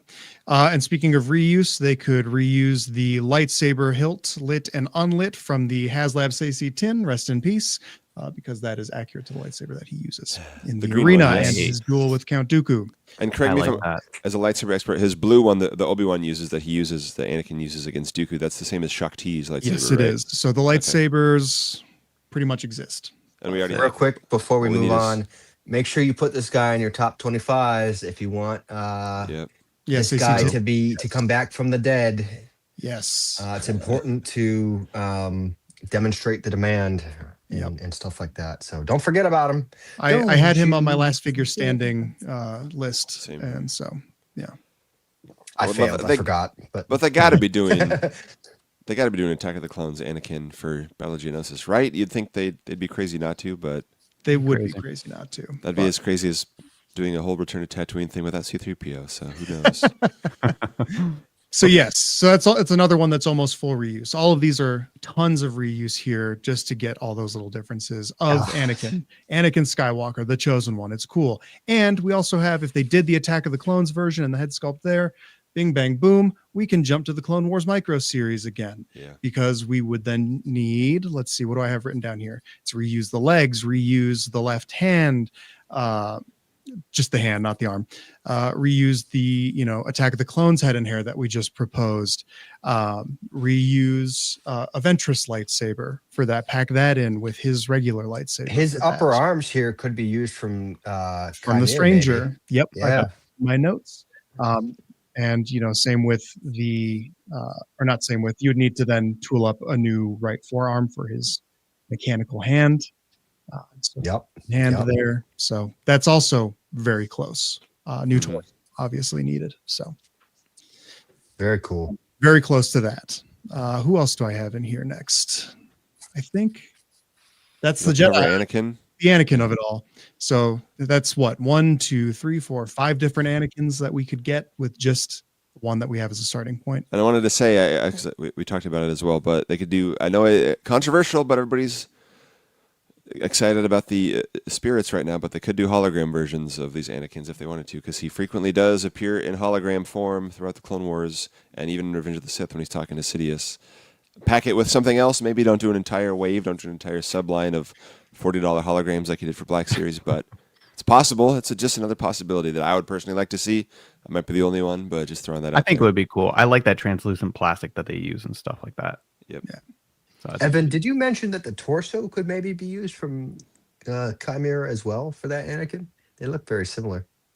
For the Yavin Anakin? I didn't mention that, but I don't think so. Okay. Yeah, it looks a little similar to me, but maybe not. It's a lot more exposed chest and shoulder and less fabric. It's only one layer. It's his very last undershirt layer. Could they use Joris maybe? Yeah, I was just thinking about that. But that also is I do have him actually. No, Joris is it's close. His cut goes way down to like the waist. And you see his like abs and everything. And it's an outer, it's an outer size too, whereas this one would just need to be one piece. So yeah. That brings us then to, if we look at just parting out Anakin, let's look at the torso here. What are some things that could be used for? It's a little tricky because, there's some light texturing on the leather tabard, but it could be close enough for the likes of someone like Sindralig, who you would recognize from this iconic, really lengthy battle scene in Revenge of the Sith. Hologram. I'm just saying Hologram. Yep. And also a character in the Clone Wars and the Revenge of the Sith video game. Yes. So I loved that video game. But he has three different looks. Three different looks. Previously, I had proposed the one of the Obi-Wan figures for this. I don't know. Maybe I don't know though. I would prefer which Obi-Wan figure? The Duels End Showdown version. So the Duels End, the Showdown Wandering Jedi. Yeah. I'm going to say something controversial here. I would like them to not go overboard on using that one because I don't think it's near as good as the Anakin one. It's a little limiting in the shoulders, and it has a slightly kind of baggier look, which is appropriate for some other Jedi that we'll talk about here in a second. Fair enough. And in terms of Sindralig, I want to say also because he has three different versions, as you said, because in Clone Wars he has the gauntlets, but is otherwise the same. And then the Revenge of the Sith version, he has those cool, the white coloring. Yeah. And those boots too, looky, they could basically just entirely reuse old Ben's legs here, but I digress. We're talking about Anakin parts. So that figure is just a head sculpt away, essentially. Incredible. Wow. So there's those guys, and also, can you imagine how people would react if they put out Sindralig completely unexpectedly? I think people would go nuts for that. You'd go great with the Jedi Temple Guard if they ever get around to that guy. Yeah. Wouldn't it be nice to have all of those figures right there? Yes. That'd be very nice. Dude, 100%. That'd be so cool. Yeah, they're all very close, very close. I didn't focus. And the Jedi Temple Guards do very well every year on March Madness. They do very well. I didn't focus too much on the belt tooling and whatnot, just since it's how deep in the weeds do we want to go. So again, it looks like Anakin's though. Here. Yeah. It looks a lot like Anakin's belt. Relatively. His sash. They're all relatively similar. And if those are sculpted as a piece, they're sculpted separately from the torso. So although Anakin's got a little pouch on his that Sindralig doesn't have. So. He's also got the communicator episode 1 style thing. Or a hologram projector. Also, this is a really generic Jedi look in general, too, that Anakin's wearing. It's pretty well put together, but generic. It's stuff that they could use for generic Jedi, like ones in the arena, including this one that I chose, because this is the one that I believe deflects a laser blast back at C-3PO in the arena. So wouldn't that be a cool 2-pack if they did something like that'd be neat. So that'd be cool. Fun. You're making me want things I didn't even know were possible. No, he doesn't have a name. He's one of the few named guys. So this tunic would be really great for a lot of those, unnamed ones. But that said, the tabard piece is a separate piece from the underlying body. No, John, is that? Yeah, because yes, it is. Yeah. Okay. It is. So because of that, it's a whole new ball game. So the under part of his tunic could be used, not the tabards, but the under part could be used for plenty of Jedi, necessitating a rework of the tabards on a case-by-case basis. So if they really wanted to... And let's just say real quick, because Anakin's tabards are like more leathery than all the that's other why Jedi. There's texture. Yes. Yep. Yeah. So if they did stuff that wasn't textured, because there's not a whole lot of texture showing up on the tunic itself underneath that. So they could reuse it if they wanted to for a Phantom Menace Obi-Wan, which is identical to a Attack of the Clones Obi-Wan. The neckline's a little different for a Revenge of the Sith Obi-Wan, so I would not do that. That's me. They could do a Qui-Gon Jinn with new tabards, but it's a little looser fit. And this is one, John, that I do think the Jedi Legend Obi-Wan torso could maybe be a little better suited for, with the kind of more relaxed look of it. Because I feel like Liam Neeson's pretty tall, like Anakin, like Hayden, though. Yes, does but the inner robe layering pattern match the Jedi Legends Obi-Wan? Because I know, like, a lot of times they have like 3 layers that are like over. Yeah, you know what I mean. Yeah. They're close enough. They're close enough. And John, because you mentioned Liam is tall, that is why I say the Jedi Legend torso, because the Jedi Legend torso is taller and bulkier than the Anakin torso, which is smaller, more sleek. Weird. Yeah. Not what I would have expected. Yes. So if you put that on longer legs. That is so weird. Okay. Interesting. Yeah. Interesting. Yes. So that was my caveat. It's the Anakin one might be a little bit too short of a torso for Qui-Gon. So I would say the Jedi Legend one would be. This is why you're doing the deep dive. Oh, wow. Now I'm looking at those sidelines. Yeah. Two compared. Yeah. The Jedi Legend one is a little on the bulkier side. Yeah. It would pair well with longer legs. Yeah. It looks like. Yeah. It could not be used for the likes of Kit Fisto and Plo Koon and Sora Bulk and others, because they have unique sort of necklines with like the turtleneck looks, different undershirts. So no, they can't use it for that. Real quick, since he's on the image right now, a good repack opportunity from pre-TVC 2.0 Pablo Gil, I think, is one of the few figures that would be acceptable as a 2.0 release. My opinion. Swivel hips. Does he have swivel hips? Doesn't he? I thought he had ball jointed hips. Somebody tell me in the comments. Somebody tell me. I need to get that figure someday. Does he have swivel hips? I sort of think he has hips, but if he does, then never mind. I lied. Throw him right in the trash. Throw the whole sculpt in the ocean. No, I'm just kidding. Yeah. It's good. I still want Coleman Kaj, the only unmade Jedi Council member, even though it is just a repaint or reskinning of Pablo Gil, or reuse, barely different at all. But I just want to say though, yeah, I knew it. He has ball hinge hips. See, I told you. Okay, so that's an acceptable release. I do just want to say a big caveat here though to reusing this torso for things like Episode 1 Obi-Wan and reusing the Jedi Legend one for Qui-Gon. I just want to say, I'd be remiss if I didn't say it, I think that the major and main characters should have their relatively unique torsos tooled up. Yes. But they can reuse other parts from these figures, such as pieces of the arms. So, wow, beautiful. Yes, this is another one that's a little tricky due to the light texturing on Anakin's upper arms and whatever, but it's not the end of the world. Each of these Jedi do have a slightly different fabric texture on each one, but that's neither here nor there. So they could, in a pinch, use a lot of these, or if say they made that Attack of the Clones Anakin with a new right forearm that matched the tunic, they could be used for something like Sindralig, Kelleran Beck, Qui-Gon Jinn, Kit Fisto, all of these characters you see here. I did hesitate to put Mace Windu on here just because it's another one that's like, he's a main character. He should have his own unique parts tooled up, and they could reuse parts of him for other things as well.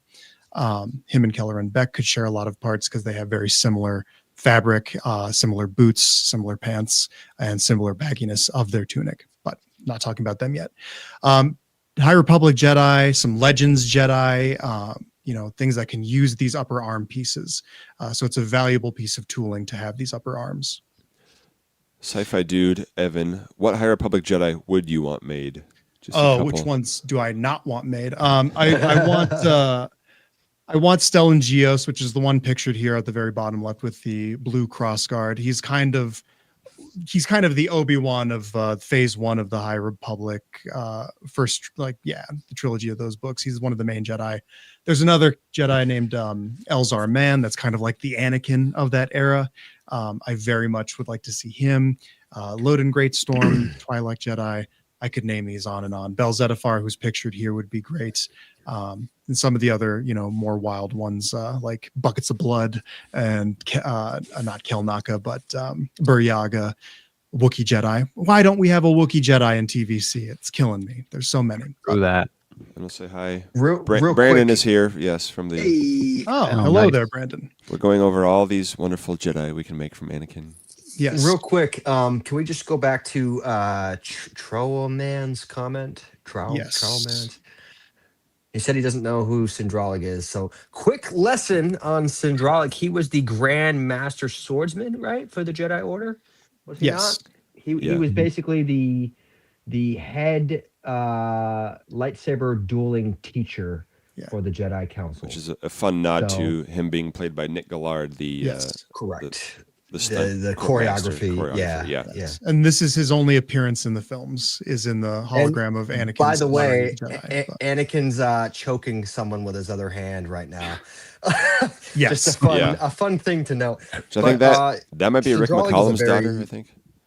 Oh, is it? Yeah, I think she's in that scene at least, but yeah. All that to say, Sindralig is actually a very important Jedi Master.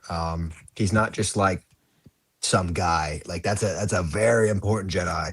Well, and I think he looms large because he was a big boss in the video game, and and played by a very important guy in the behind the scenes of the prequels. Yeah, if you love the Battle of the Heroes, you love the Duel of the Fates, you'll love Nick Gillard. If you like lightsaber battle. There's a lot of Jedi that are like some guy, but I would not put Sindralig in that category. I would say that's a fairly important character. Yeah, he'd be a really cool one to have. I think that'd be super super rad. So, I talked about the upper arms and even the arms if they do, balance that out with a right arm. You can get a lot of things here. You can use them for even partially just the upper arms. And that brings me back to, we talked about the force push hand from this Anakin earlier. I really love that as an accessory. We didn't get them because we didn't get Stacey Tin and Aegon Kolar, but they also had the alternate hand accessory. I would love to see Jedi moving forward with that force push kind of hand, that open hand package. Yeah.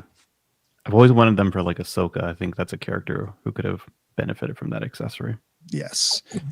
So we talked about this earlier, talking about the inclusion of alternate hands versus swap lightsaber swoosh effects. Do you want to talk about that now, or was that later on in the stream? No, that's actually a good place to put it, since the inclusion of the hands would be a great thing.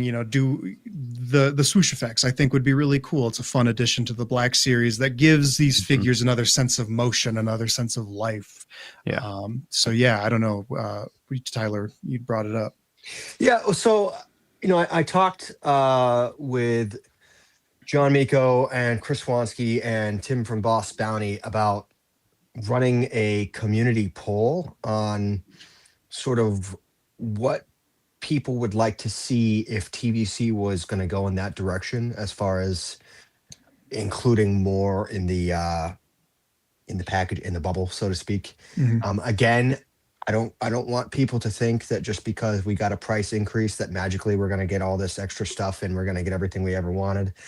Again, I think it's really just going to maintain the status quo, but it's fun to dream for a moment. So, me personally, I would rather see alternate hands or alternate portraits packed in. I know, John, you hate floating heads, so you're probably going to be completely the opposite of me.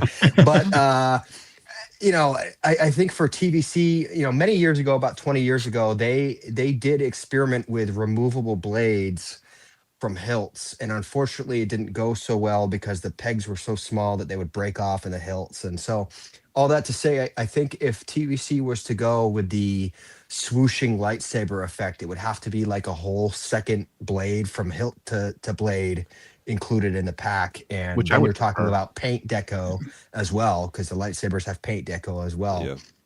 So I think that would potentially be more expensive to do than just the blades for TBS because that's just a sculpted piece, but it's one, it's one color. So when you're talking about including a whole lightsaber or a whole alternate head, you have to factor in the paint deco into that. Yeah. What about hands? You don't always have to. Yeah, right. hands, but also, do you guys remember the blaster effects of like the deflection? Yep. Yeah, that you could attach to the blade. Yeah, those are big. They're big for a TVC bubble, but and they smaller versions of that might be interesting.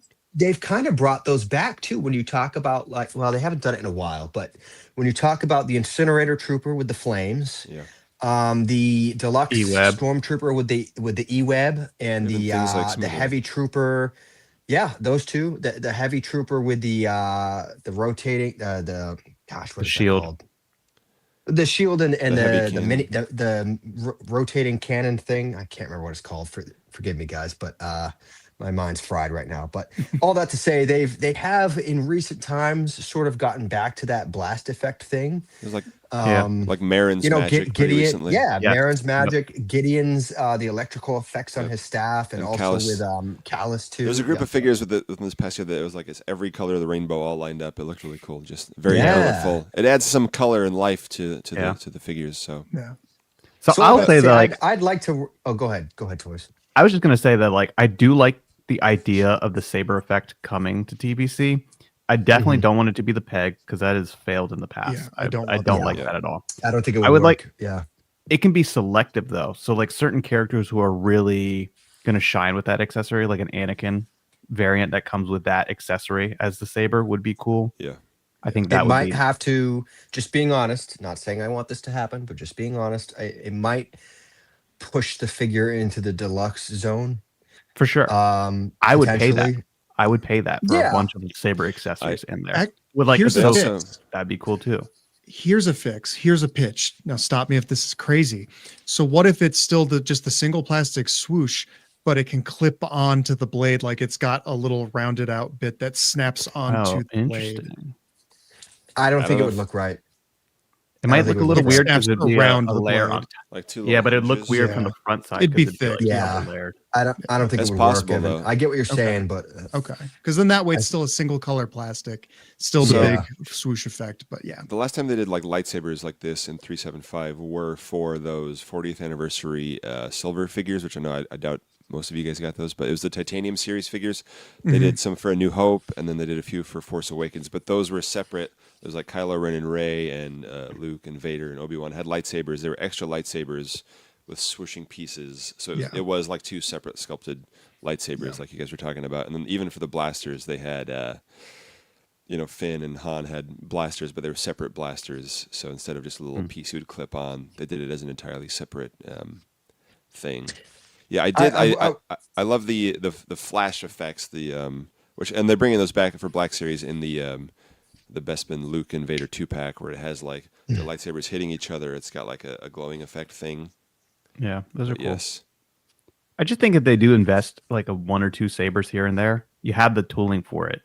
Whereas right now we have the force push hand. That tooling exists. They can use this generic hand now for a ton of different characters. Yep.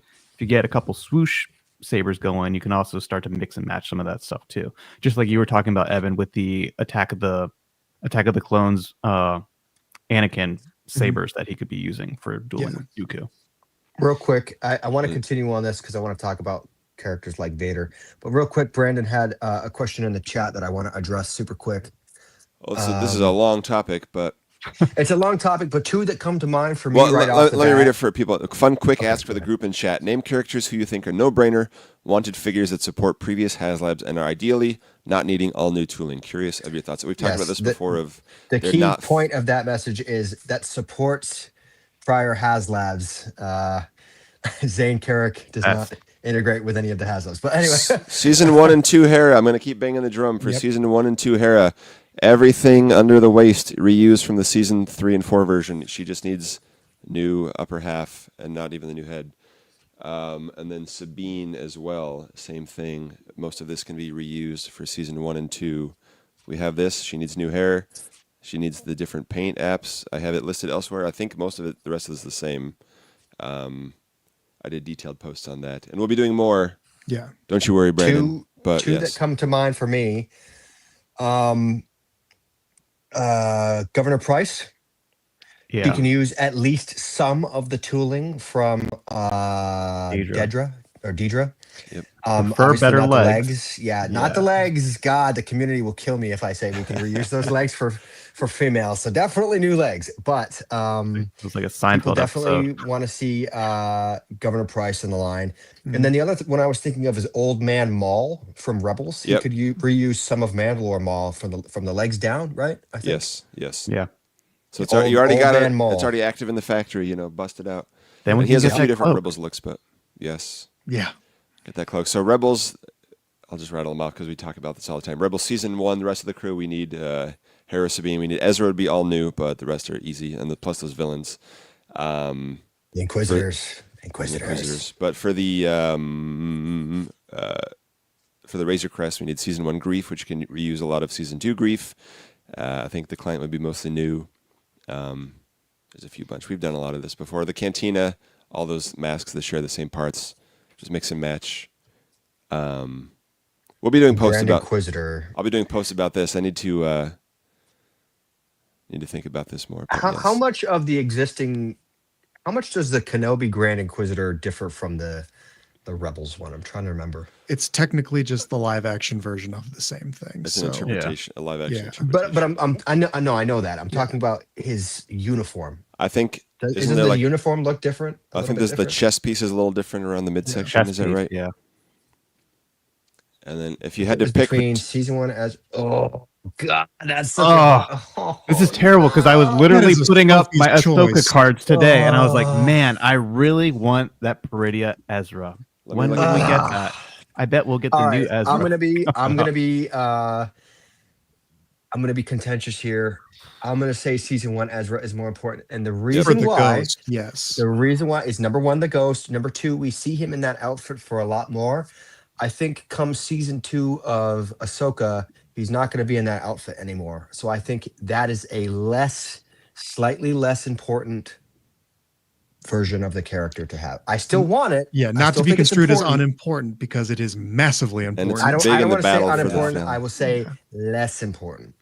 Also, But we've done a really good job of actually having incredible representation with the Ahsoka lineup, and Ezra Peridia is a very we need Yeah. that Don't one get me wrong. to, like, I'm finish not it going to off. say like we don't care about that figure. We definitely No, do. for sure. I'm totally I'm with just you. saying. Season And I one will Ezra say- for season me. 1 Ezra is probably more important. If only we ran a fan poll where this question was already hashed out earlier this year. The season 1 and 2 Rebels Ezra was 39 on the list, and Ahsoka version of Ezra from Peridia was number 59. So they're both on the list. They're both very much wanted, but season 1 Ezra probably should come first, I would say. Just because he's in more media. Peridia Yes. Ezra could also reuse Joris's left upper arm, and could That's reuse. specific. Hold on, and could reuse Yord's hips and thighs, which I think are the same Okay. as the Saul one. So Okay. he wouldn't need to be an all new tool. I was going to If they bring can that make up. that work. I was going to let you cook on that, Evan. So anyway, But I want This to is- bring it back to hands real quick, if that's okay. Unless there's more to list. There's always more to list. Oh, wait. Razor Crest. Oh, wait, but those would be new figures. Never mind. We did that a little bit. answers Well, the at question. least Grief would be a partial retool because he can Yeah. reuse a lot. Because this Season 1 Grief is a big one. It's a big one. Big Yeah. one. and Um, just basically a redeco of Morak Boba Fett or Tython yes. Boba Fett. Yeah. Tython Boba. we need the Tython yeah. Boba Fett. Tython It'd be Boba Fett, expensive, yeah. but you could do wonderful things with photoreal on the chest armor and everything. And you can literally take the Existing what is it? Morak figure. Yep, the Morak Yep. figure and Morak Boba like Fett. the what was it? The Tuscan like Boba legs. Yeah.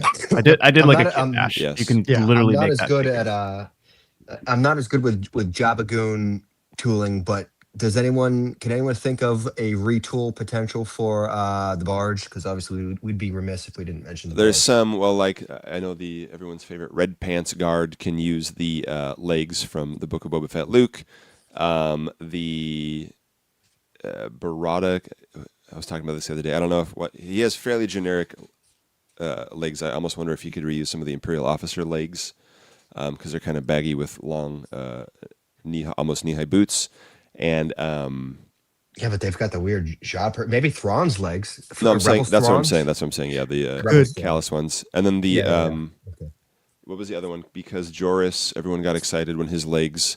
Those are Skiffguard Lando legs, but they're like a new version of them. So you could probably reuse those for Fozek, but they're not 100% accurate. But I think they're pretty close. So yes, this is something we'll be doing a deeper dive into as well. But thank you, Brandon. We appreciate that you are listening to things like this. Very much so. Asking these kinds of questions because it's awesome. Yeah. And I just want to say thank you to everybody. I'll thank you again at the end of the stream. But thank you everybody who's, we got 98 people watching right now on a Sunday evening at almost 10 o'clock at night. Nobody needs to be here right now. So I appreciate, it just dropped to 95 when I said that. So, but anyway, thank you everyone who's joining us on this Sunday evening. We appreciate you. But I want to bring it back real quick to the smash that like hands button and swoosh effects real quick. I just want to say to finish my point with that I think we're going to run a community poll on this issue. I would like to anyway, about what people would like to see. I know, some TVC figures have included alternate hands. We've got Anakin in the 3-pack. We've got this Vader VC 334, has alternate hands. I would like to see more of this in TVC. I would like to see like clone troopers and stormtroopers have alternate hands with like, pointing, stuff like that. I would prefer alternate hands to swooshing lightsaber effects, but other people might feel differently. So I think that we should run a poll about it and see. Maybe people want to see both. I don't know. But we should. I think all those accessories would be good ideas. Yeah, just like stagger it out over like different years. Like 1 year, like let's see a clone trooper Maybe with it's a just pointing case and like hand signals. Yeah. Well, that would be a great thing for like if they did a trooper build-up pack of clone troopers for Battle of Geonosis. If they did that and then pack in some different hand gestures, because the rest of the sculpt is already there. You're just tooling up a couple hands. Well, one of the things that I think is kind of crazy that they haven't done with the deluxe offering, I guess they kind of did it with the Commando, but just put out like a standard army build trooper, like a 501st trooper, but include, the backpack, include a minigun, include like a bunch of different guns, include a pauldron so you can make him like a heavy, right? Like same with if you put out the sand trooper, right? You could put this in a deluxe pack by itself, right? And you could put in like 3 or 4 different blasters with this guy, maybe alternate pauldrons too. And just sell it as a deluxe. They did something easily like do that. You probably purged it from your memory, Tyler, but it was an Amazon exclusive in 2019. Yes. Oh yeah, the Sith Trooper. Yeah. I was just going to bring that up. Yeah. So they did that in Black Series with the First Order Stormtrooper as well, where they had all the different accessories they use in the movie. I remember that release, and he was awesome.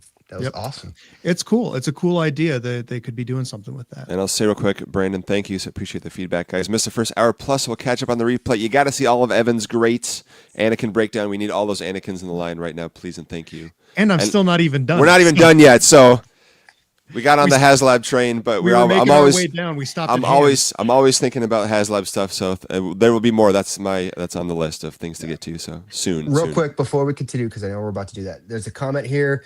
TVC accessory packs. I would love that if they could figure out a way to get accessory packs into the line. Basic generic things like pauldrons and weapons and backpacks. Stick it in some kind of accessory pack, cloaks. They used to do this back in like they used to do stuff like this back in like the Army Phantom Menace locker. line. And in the Phantom Menace line and the Attack of the Clones line, they just did dedicated accessory packs. And you know what? I love stuff like that. So if they could find a way to get that back into the line, I think that'd be awesome. But anyway, I said my piece on that. We can get back to the Jedi tooling now. That needs an accessory pack for every snow trooper he's got back there. Do it. I saw, was it Hal Runner? You just said, Brandon, you mentioned Zane Carrick. So that's a character that he mentioned it like 8,000 times. Yeah, I'm glad. I totally forgot about that character, but that I just looked. That character can reuse the next piece as we're going through Anakin. We're talking about the legs. And I'm not talking about the full thing. So the hips and the upper legs are really good for just about anyone. Same for Yord, Saul, Ben Kenobi, Farm Boy Luke. Those are really great kind of mix and match per the needs. I just listed some characters that are maybe on the taller side, perhaps, since Anakin's hips and thighs are a little bit longer. So that can, be things like, oh, who's that? Is that a Ben Solo right here? Wow. Yeah, that would be great. Oh. Keller and Beck.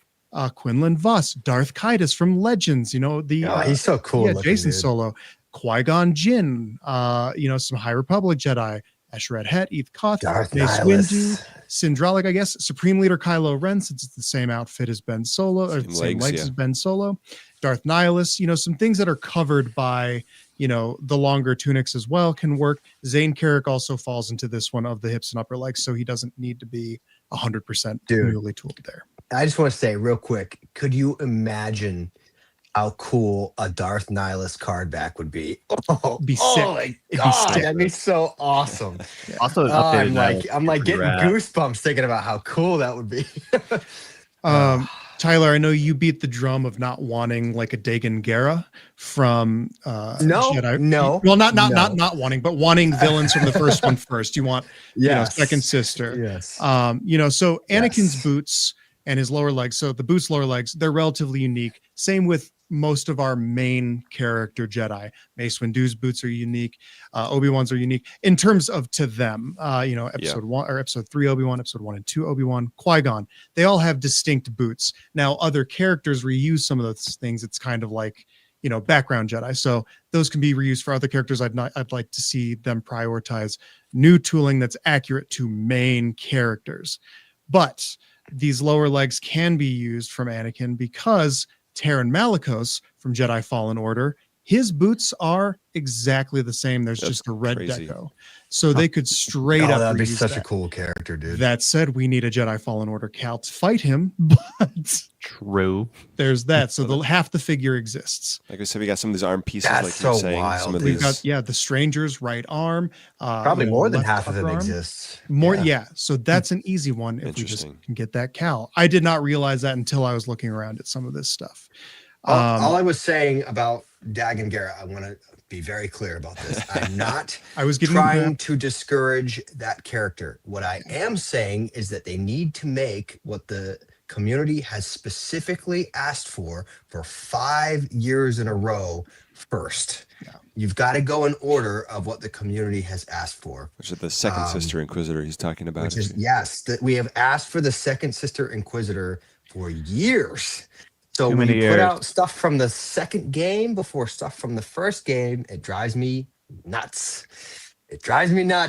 But, anyway, I've said my piece about that. I'm not trying to say that we shouldn't get Dagon Gera. We should. But there is a priority of works here. And he's got to wait his turn. I will say, on the reuse train, some great stuff from the first game. They could reuse his chest and his arms for the Knight Brothers as well. Mm-hmm. To build a little Dathomir villains pack or something. That would be, they could do a lot of stuff here. So anyway, I was just surprised that I saw that he's wearing Anakin's boots. And so that's very fun. So that would be such an awesome figure, man. But then we start getting into the close enough territory where it's like, Darth Kaitis is, there's only illustrations. There's not an actual representation here. I'd be fine if they took the liberties and just reused Anakin's legs for him. I think that'd be cool. His torso is very unique, though. Torso's unique, but I'm just talking legs, just legs right now. Yeah. Yep. So if they didn't want to tool up new lower legs, that's some reuse there that they could do it. Quinlan Voss is one that the Black Series just got. And the reason I bring him up is they're not necessarily accurate, but it could be close enough. In the Black Series, they reused the Jedi Legend Obi-Wan legs for Quinlan Voss.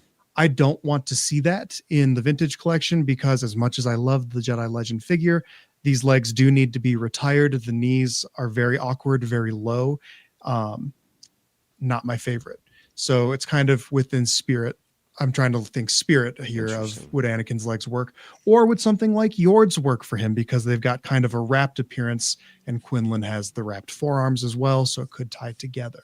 And Quinlan So has is those Kelleran. little, the Kelleran has circular. it too. And Kelleran. So if they did wrapped arms, and I do have that here of characters that have wrapped forearms, Kelleran, Quinlan Voss, Corran Horn, Kip Duran from, Legends. Well, actually, Kelleran's got wrapped forearms, but they're wrapped over a tunic. Right? He's got tunic sleeves. But I mean, yeah, you can work with that. So we can find out. I don't know. Yes, I think Yord's legs here would be really cool, actually. Yeah, I would like Yord's legs here. If it's between having the figure and not having the figure. This guy. It's also like use that Yord for more things than just Yord. Always smart. Yeah. But does Yord have the straps on his boots? No, he does not. That's why it's where you're not talking accurate. about the close enough. Right? Yeah, that's why I'm talking close enough here. So the Anakin boots are not accurate to this, but neither are the Jedi Legend legs. Those are not accurate, and that's what's black. That's what the Black Series is getting.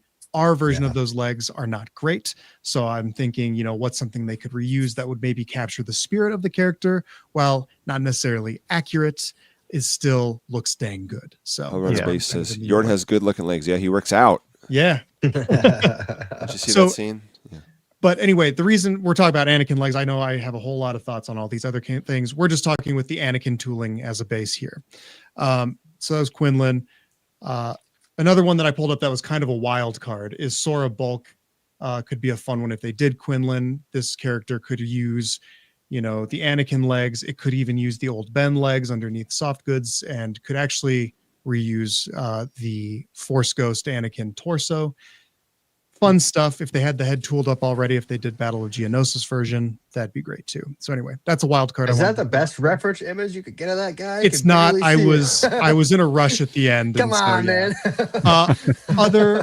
Other High Republic Jedi that can also use these upper legs, and if they wanted to take the creative liberty of using the lower legs for some of the taller guys, because again, it's all illustrated, it's all our imagination. There's no hard live action reference material for this. So how similar is Kalneka to this Wookiee Jedi in the picture here? I mean, they could mix and match parts of arms and legs for both of the characters, as well as what's his face, Lobaka from the Legends era, Young Jedi Knights and New Jedi Order. So, but that's a different discussion for a different day. So anyway, sorry, I just kind of wanted to get. Wait. So what about? So were you saying Anakin can be reused for some of these?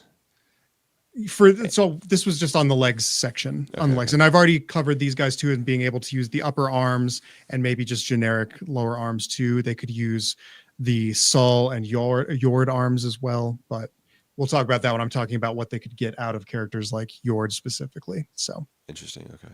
Yeah. So this was all just based purely on the Anakin sculpt that we have and pieces of him that can be used for other things. So the long and short of it all is Anakin's upper arms and his thighs and his under tunic underneath the tabard could be used for tons of Jedi, yes. Mostly tertiary Jedi.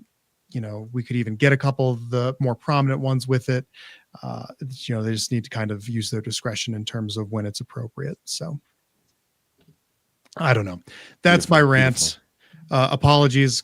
We derailed there. I feel like I lost you guys. I loved every minute of it. This is just the beginning. You got nothing to apologize for. It's beautiful. So that's the first one. We'll do more. I do want to be able to focus on, things like when we do talk about Jedi Legend Obi-Wan, when would that torso be good to use? And again, just really caveating this here. Main named characters, the Obi-Wans, the Qui-Gons, the Mace Windus. I do hope Hasbro prioritizes accuracy and tooling up new torsos, new boots for those characters. We can probably make do with the thighs, the upper arms, and even the lower arms and hands. It's just those things that we do need new. Unless they've got something super specific like Anakin's, forearm brace or whatever. Yes.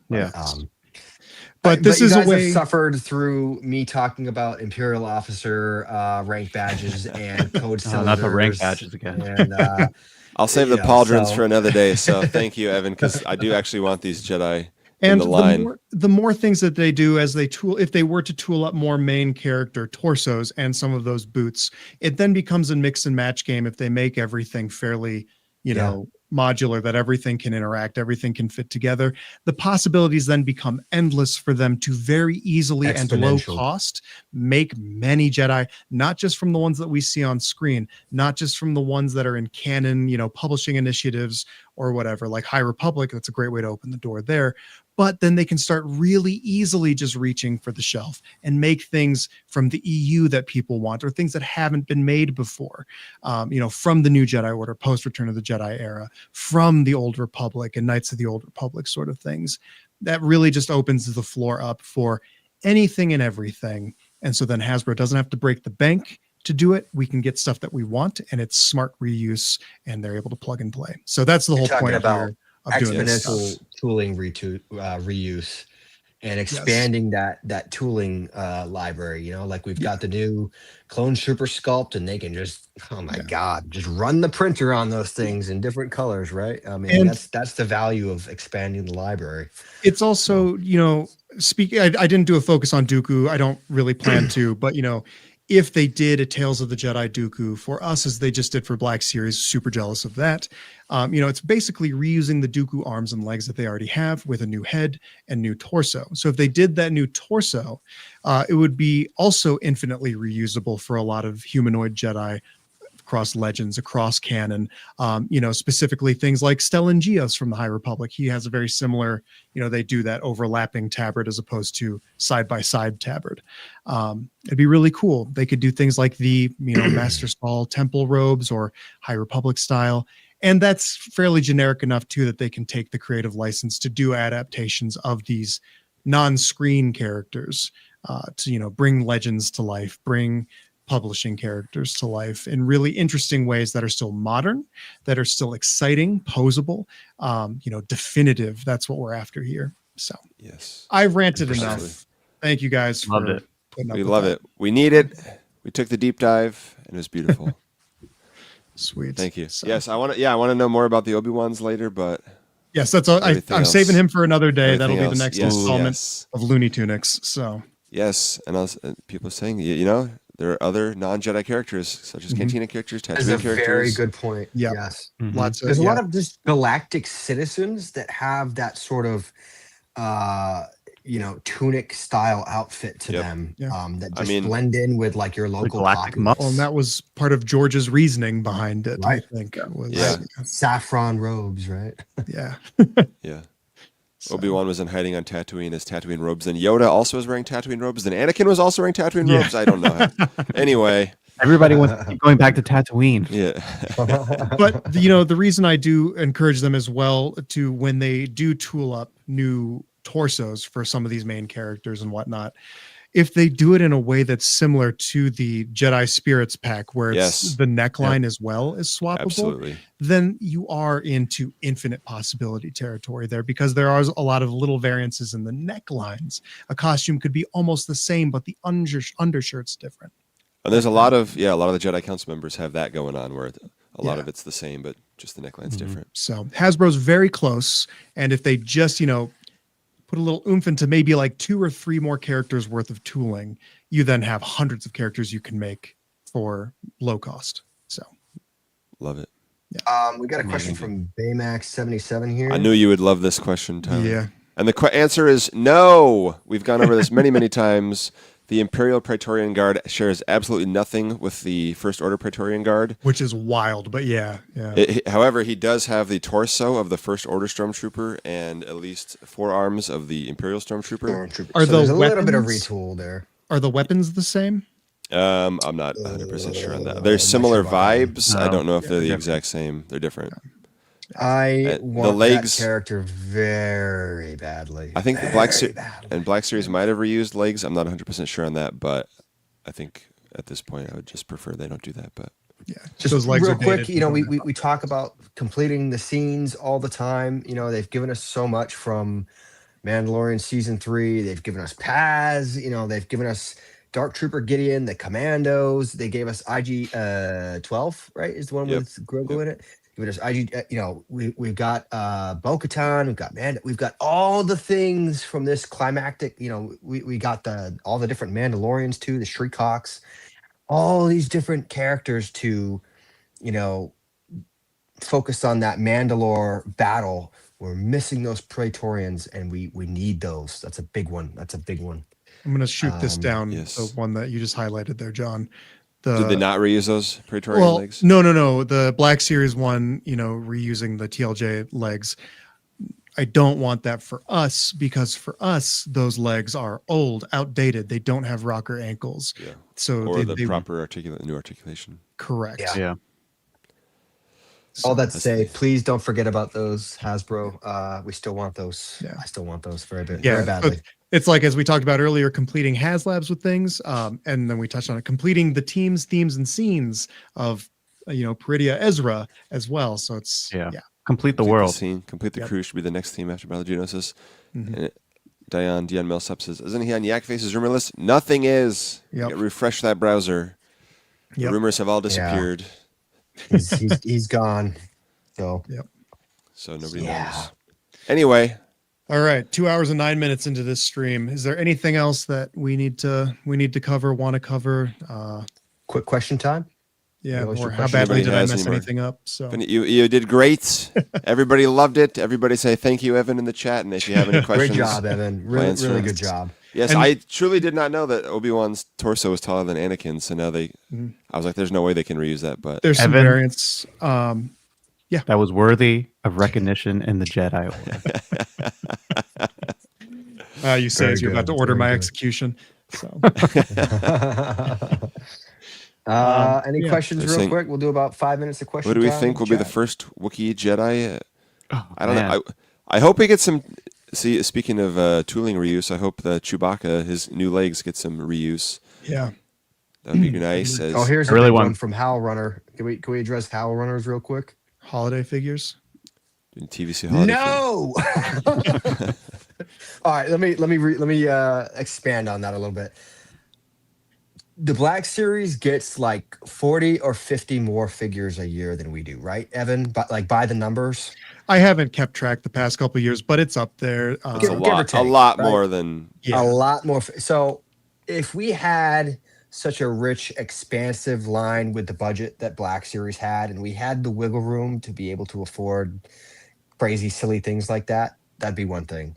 I think with the extremely limited number of releases that we have in the vintage collection, there's no room for that wacky nonsense in TVC, in my opinion. Not when we have so many actual things that we need from like the movies and the shows, and like there's functional actual repaints that we need and retools that we need. I don't need Ewok Cupid. There's no room for that. Well, I'm sorry. There's no room for that. Disney Droid Factory has us covered on the holiday releases, and they do a really great job with that. And I like those, and I'm fine with that being our. And they kind of work as as you said, they put them in canon as this guy's on this planet, that guy's on that planet, and it's like okay, it works for droids. Like the Halloween droids I'm fine with that. Yeah. But I'm talking about vintage collection specifically. I don't think that we have room for stuff like that. We kicked the carbonized stuff out because we didn't have room for that either, and. Hey man, I'm not a fan. If there's room for Life Day Chewy, we can make something happen. But he's from the content. Yeah, exactly. That's what I'm getting at. He's actually from some of the best material. Yeah. Yes. So back when Star Wars was always good all the time. Yeah, it was never bad. But yeah, dude. Yeah. I'll tell you what. If Cupid. If a Cupid Ewok rises to the top in March Madness, then they can make him, okay? But I don't think that character. Don't even tempt them, Tyler. I will say, as Hot Runner points out, easy repaints and repacks pay for new sculpts help. Yes, they do that, but there are so many repainted clones and stormtroopers and things that we need that are from stuff from the films and games and everything. That would be. I would prefer to see personally. As someone who does like wacky, whimsical stuff, I like the Cantina set, but even that has precedence. It relates to something from the Kinner line, and it's like a one-off thing. It's an every now and then special treat. I don't need a dozen of them every year like the Black Series gets, as fun as they can be in and of themselves. And I'll say some of this. Yes, we did talk about Emily's departure from TVC up top, but that was before Tyler was here. I don't know. Yeah. Finn says, thank you, Evan. More segments of Looney Tunics, please. Oh, yeah. I got you. There's one here, too. Jedi John Toole mentions. Oh, sorry. No. The O-rings coming back. I live in a dry climate. I don't want O-rings because they break instantly. But yeah, the blocky stuff, rewind about 2 hours and I talk about it for a few minutes. Yeah. And Brother Bob says, are you concerned for the near to distant future of TVC collecting with all the changes and price uncertainty? I don't know. Uncertainty is part of that's life, man. We're all monkeys on a rock hurtling through space. What do you want me to say? I don't got any answers here. Yes, but I'm not going to let it inform how much I still want to ask for things. I guess we'll see. More. Yeah. So. Yeah, it's hard to say. At the end of the day, I'm going to be like Anakin and be like, "What have I done?" And paid some money. Yeah. Yes. Because again, it's like I was saying earlier. Everybody whines and says, you know, I'm not going to be buying as much when price increases come out. But then they'll turn around and vote in Mr. Stevie's story poll and be like, yes, I'll pay more as long as I get more. And it's like, well, the messaging is not really lining up here, guys. Yeah. I don't know. Well, I guess we'll see. But it's kind of like when I unresponsibly got 5 lats and I was like, oh yeah. Dude, that kicked in real bad when my car crapped out and I had to pay for that. And then I had to pay for some dental work and then my dog fly around in a gunship. And I was just like, oh yeah. No. I don't know if Brandon's still here. Brandon, do you have any questions for us? Or for the I do love the Haslab thing because, as we've said, there are plenty of things we need from the previous Haslabs that go with previous Haslabs, so people can feel more comfortable about backing future Haslabs, knowing that support will come. But we talked about this a little bit last time as well. What lines would you want to see from Hasbro's 375 push? I think Tron could be really cool. Just kidding. Yeah, but I've mentioned Lord of the Rings a couple times. Yeah, I don't know if you guys you've thought of any new stuff lately. I haven't really. I would love, I don't know. Nothing really. Question for Evan. Chris Rooks. It's a question for the first photo of Voss. Do you think the lower legs from the new Han could work? Yeah, because he's got those generic high boots. Those are, I think too. We can look outside of Jedi for some clever tooling to get more Jedi. I was thinking about Cobb Vanth's boots and legs could also be interesting. With Han, aren't the little stripes on the sides of his legs, are those sculpted on? They're sculpted, yeah. They're sculpted, but I mean, I think that's going to extend down onto his lower leg, right? But like we said earlier, there's a lot of generic high boots. I'd rather they use the Thrawn Rebels legs or the Callus legs, which are. But here's an interesting thing I want to bring up. Well, I'll say real quick, and I'll say Tim Boss Bounty put out his Finish the 96 update video, which is great because that means I don't have to do my Finish the 96 update posts this month. Thanks, Tim. But there's a lot of the Rebel officers, I think Maydeen could probably reuse those legs as well, and I think those other Imperial officers we always talk about, like the gray suited Death Squad commander and the Veers / not really Veers, could reuse these legs as well, and most of the body. But so there's still a few fun things on Finish 96 they can do. But anyway, sorry, Tyler, yes? I was just going to say, when you look at the Imperial officers that they've put out, right, you can tell all of their torsos are actually the same because all of the wrinkles in their tunics are the same. You look at Piet, Ron, Jared, all these dudes, they have the exact same folds and wrinkles in their in their tunics, not tombs, excuse me, their tunics. On the tums, and the tum-tums. Yeah. But the rank badges are different and the code cylinders are different. So I think there is a way where they can edit tooling to omit certain details or add certain details. So when you talk about Han Solo's legs, for example, I bet you that they could put out those legs without the sculpted, little lines on the side of his legs. I don't know if they. I mean, I assume that the tooling for each of those individual Imperial officers still exists. Like they probably edited the digital sculpt and then tooled them up differently. Right, that's what I'm saying. Yeah. Yeah, so they're not going in. And they used to sometimes they change the tooling, but they probably could do that for Han. There's also there's still a lot of other versions of Han that can use those legs, because even like at the end of Solo, his dark blue shirt. Nobody's asking for this, but I'm asking for this because it goes with the Lando. It goes with the Lando that we already have, but it's his look from the very end of it. They could do a 2-pack with Solo Chewie finally, but they could basically reuse the entire body from the new Han for that figure. And that's how we could get new updated Chewie arms finally. Yep. So. And I, not to do a whole Han deep dive right now, but every look in the original trilogy that he has can reuse those legs, and I would like to see them, several of them updated anyway. July through November is correct. The when you look at the Imperial officers, you can see that the front and back of the torso is like molded together, but they're two separate pieces. So they're clearly editing the front piece and then reusing the back piece, which is very interesting. I almost wonder if they tooled up multiple front pieces at once. Maybe I have no idea on that, but yeah, it's hard to say. Still a lot more to be done with those too. A lot more. I won't go down that. That's another rabbit hole. Yeah. But yes, retooled aliens should be easy money. Yeah. It's about 10 minutes. Want to wrap it up? Yes, I think we're good. Yeah. Let's do it. I ranted about Jedi tunics. I've been threatening to do that for ages. So stay tuned for more of that. Just as it felt it was a good time to do it as we're staring down, Battle of Geonosis coming in for 2026. What's in the Battle of Geonosis? A lot of Jedi. They sent 200 of them there. So, those kind of things to be able to get stuff to build out and support our Haslab and the cool line that we have around it. So as we do these live streams, I'll try to pepper these in every now and again. I think probably the next character that I'll look at will be, the Obi-Wan tooling that we have and Obi-Wans that we could get or still need. Yes. But yes. We'll see. Tons of options. I would like a new Obi-Wan in his Clone Wars armor from like Tartakovsky. Yeah, be awesome. Yeah. That'd be rad. But just use the clone. Just use the clone that exists. Pretty much. New head. Yeah. Yeah. Pretty new much. torso with his tunic pieces over it. They did that for But, yeah. So let's wind this down.